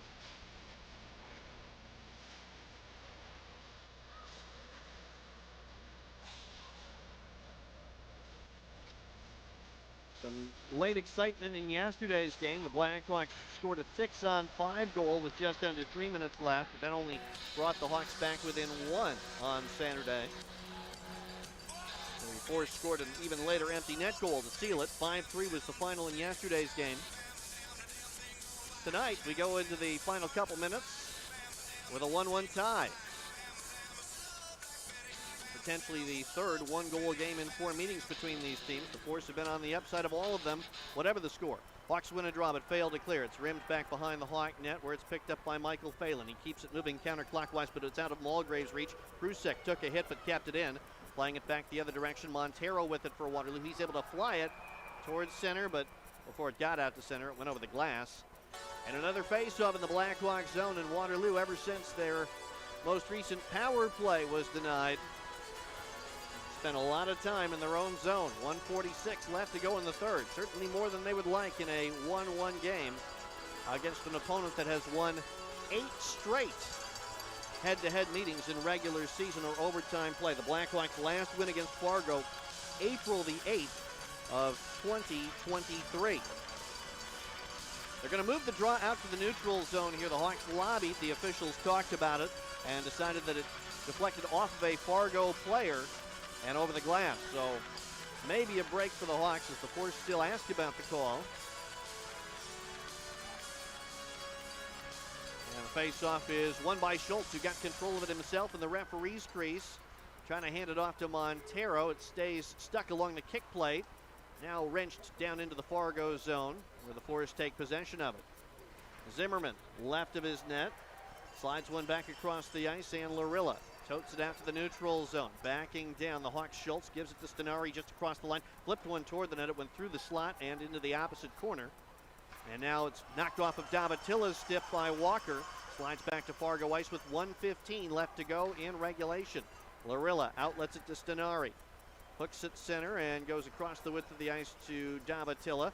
Stood up near the line by Schultz. Hawks take the puck back in their own zone. A moment where it came up on edge, and the Hawks kept it away. Now flip back out to center. Here's Deering on right wing. Moves into the offensive zone. Shooting right into Colloway's midsection. Holding on with 55 and 1/10 second left to play in the third period.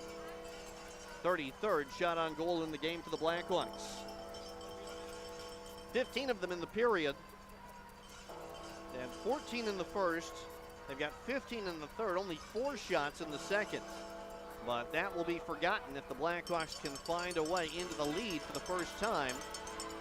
And with just 55 seconds and a fraction left, one time in the lead might be enough tonight. Left side faceoff, left of Callaway. The Force win it. Hundley curls behind his net. Feeds it out to Shelter on right wing. Then up the ice for Basson, chopped away from him.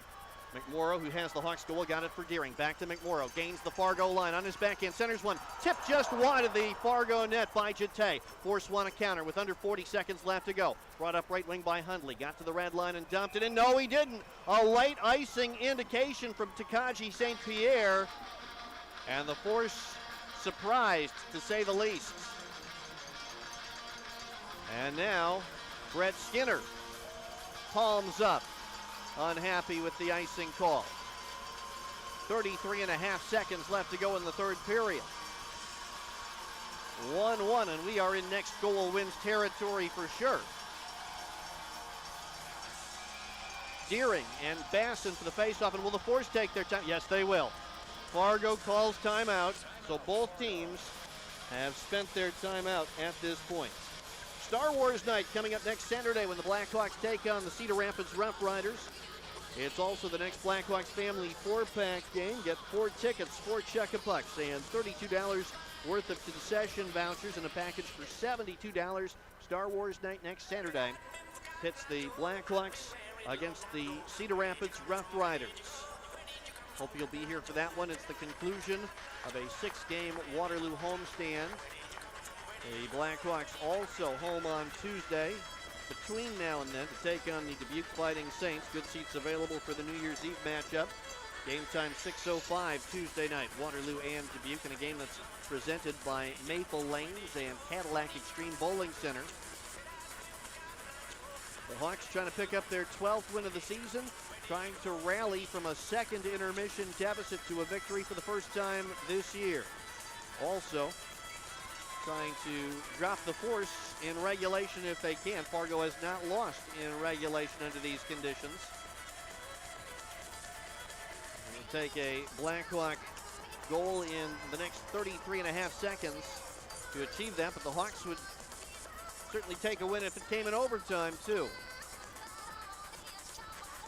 Face off at the left of Callaway. And Deering pulls it back. Here's a drive from Brady. Right into Callaway's glove with traffic in front, and Jete gets worked over, drawing the ire of the Fargo defenseman, camping out at the doorstep. 31 seconds left to go in the third period.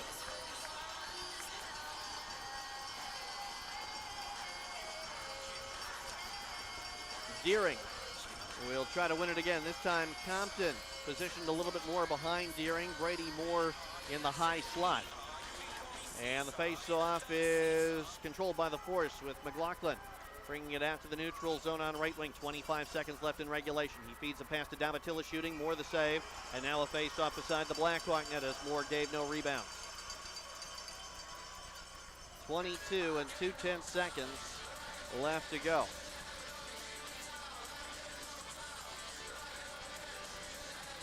If you're wondering, Blackhawks have not had much success in overtime. You're probably not wondering because of the volume of overtime games the Blackhawks have played, and just one overtime or shootout win. On the other side for Fargo, the Force are 2 and 3 in overtime games, including shootouts.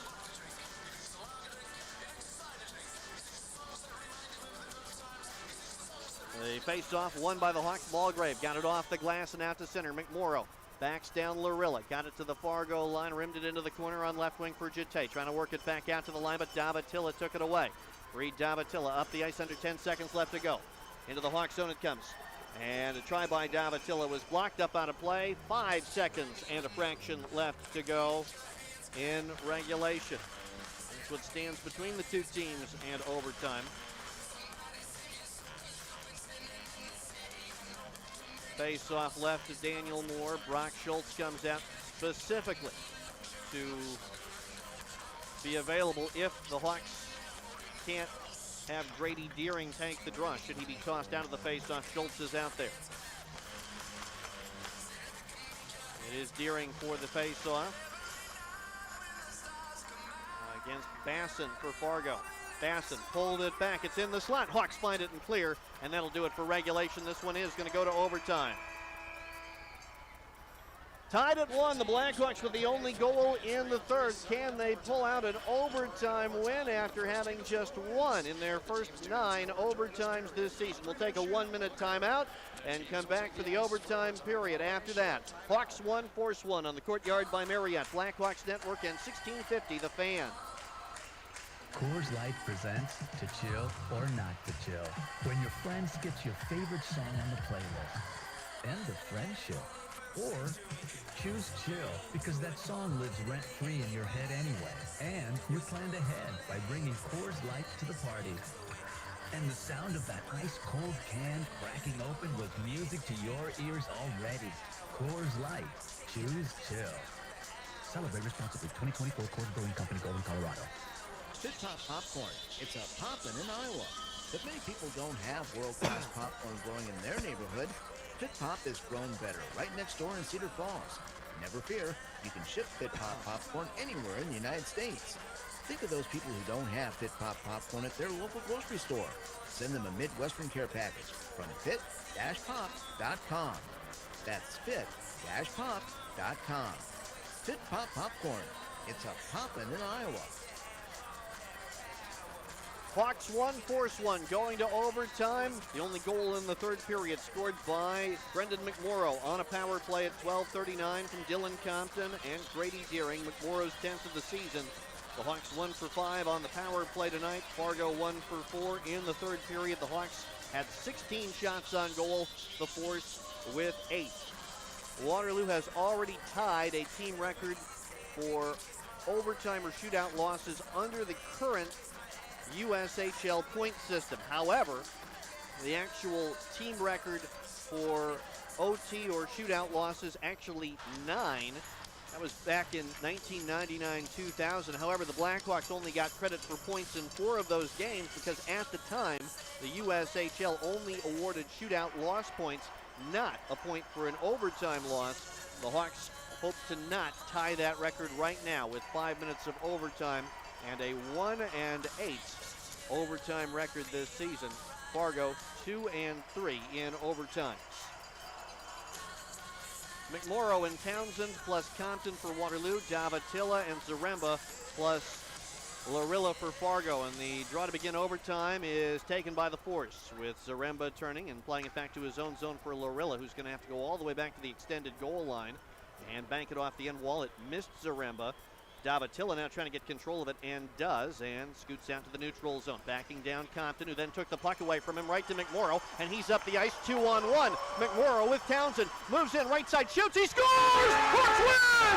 Hawks win! Brendan McMorrow, his second of the game in transition, roofing the shot up over the right shoulder of Pullaway. Waterloo 2. Fargo 1, the Blackhawks end an 8-game head-to-head winless streak against the Fargo Force. Brendan McMorrow gets the third period goal to tie it up, and the overtime winner at the 25-second mark. Waterloo 2, Fargo 1. Coming up in postgame, we'll recap it, all the details about this Blackhawks victory as the Hawks find a way past Fargo. They go from a tie for 5th place in the Western Conference to sole possession of 4th with just this one win on a Sunday night late in December. We'll take a break and come back. The Cadillac Extreme Bowling Center postgame show is next on the Courtyard by Marriott Blackhawks Network and 1650 The Fan. At Green Acre Storage, we can take it. Think of us as storage therapists. We provide clean, safe, secure, climate-controlled storage units in a complete range. Well, that was fast. Feel free to unload. Yeah. And that's for the best. And ask about our constant Exactly. You feel better fast, knowing the storage pros at Green Acre specialize in non-recycling.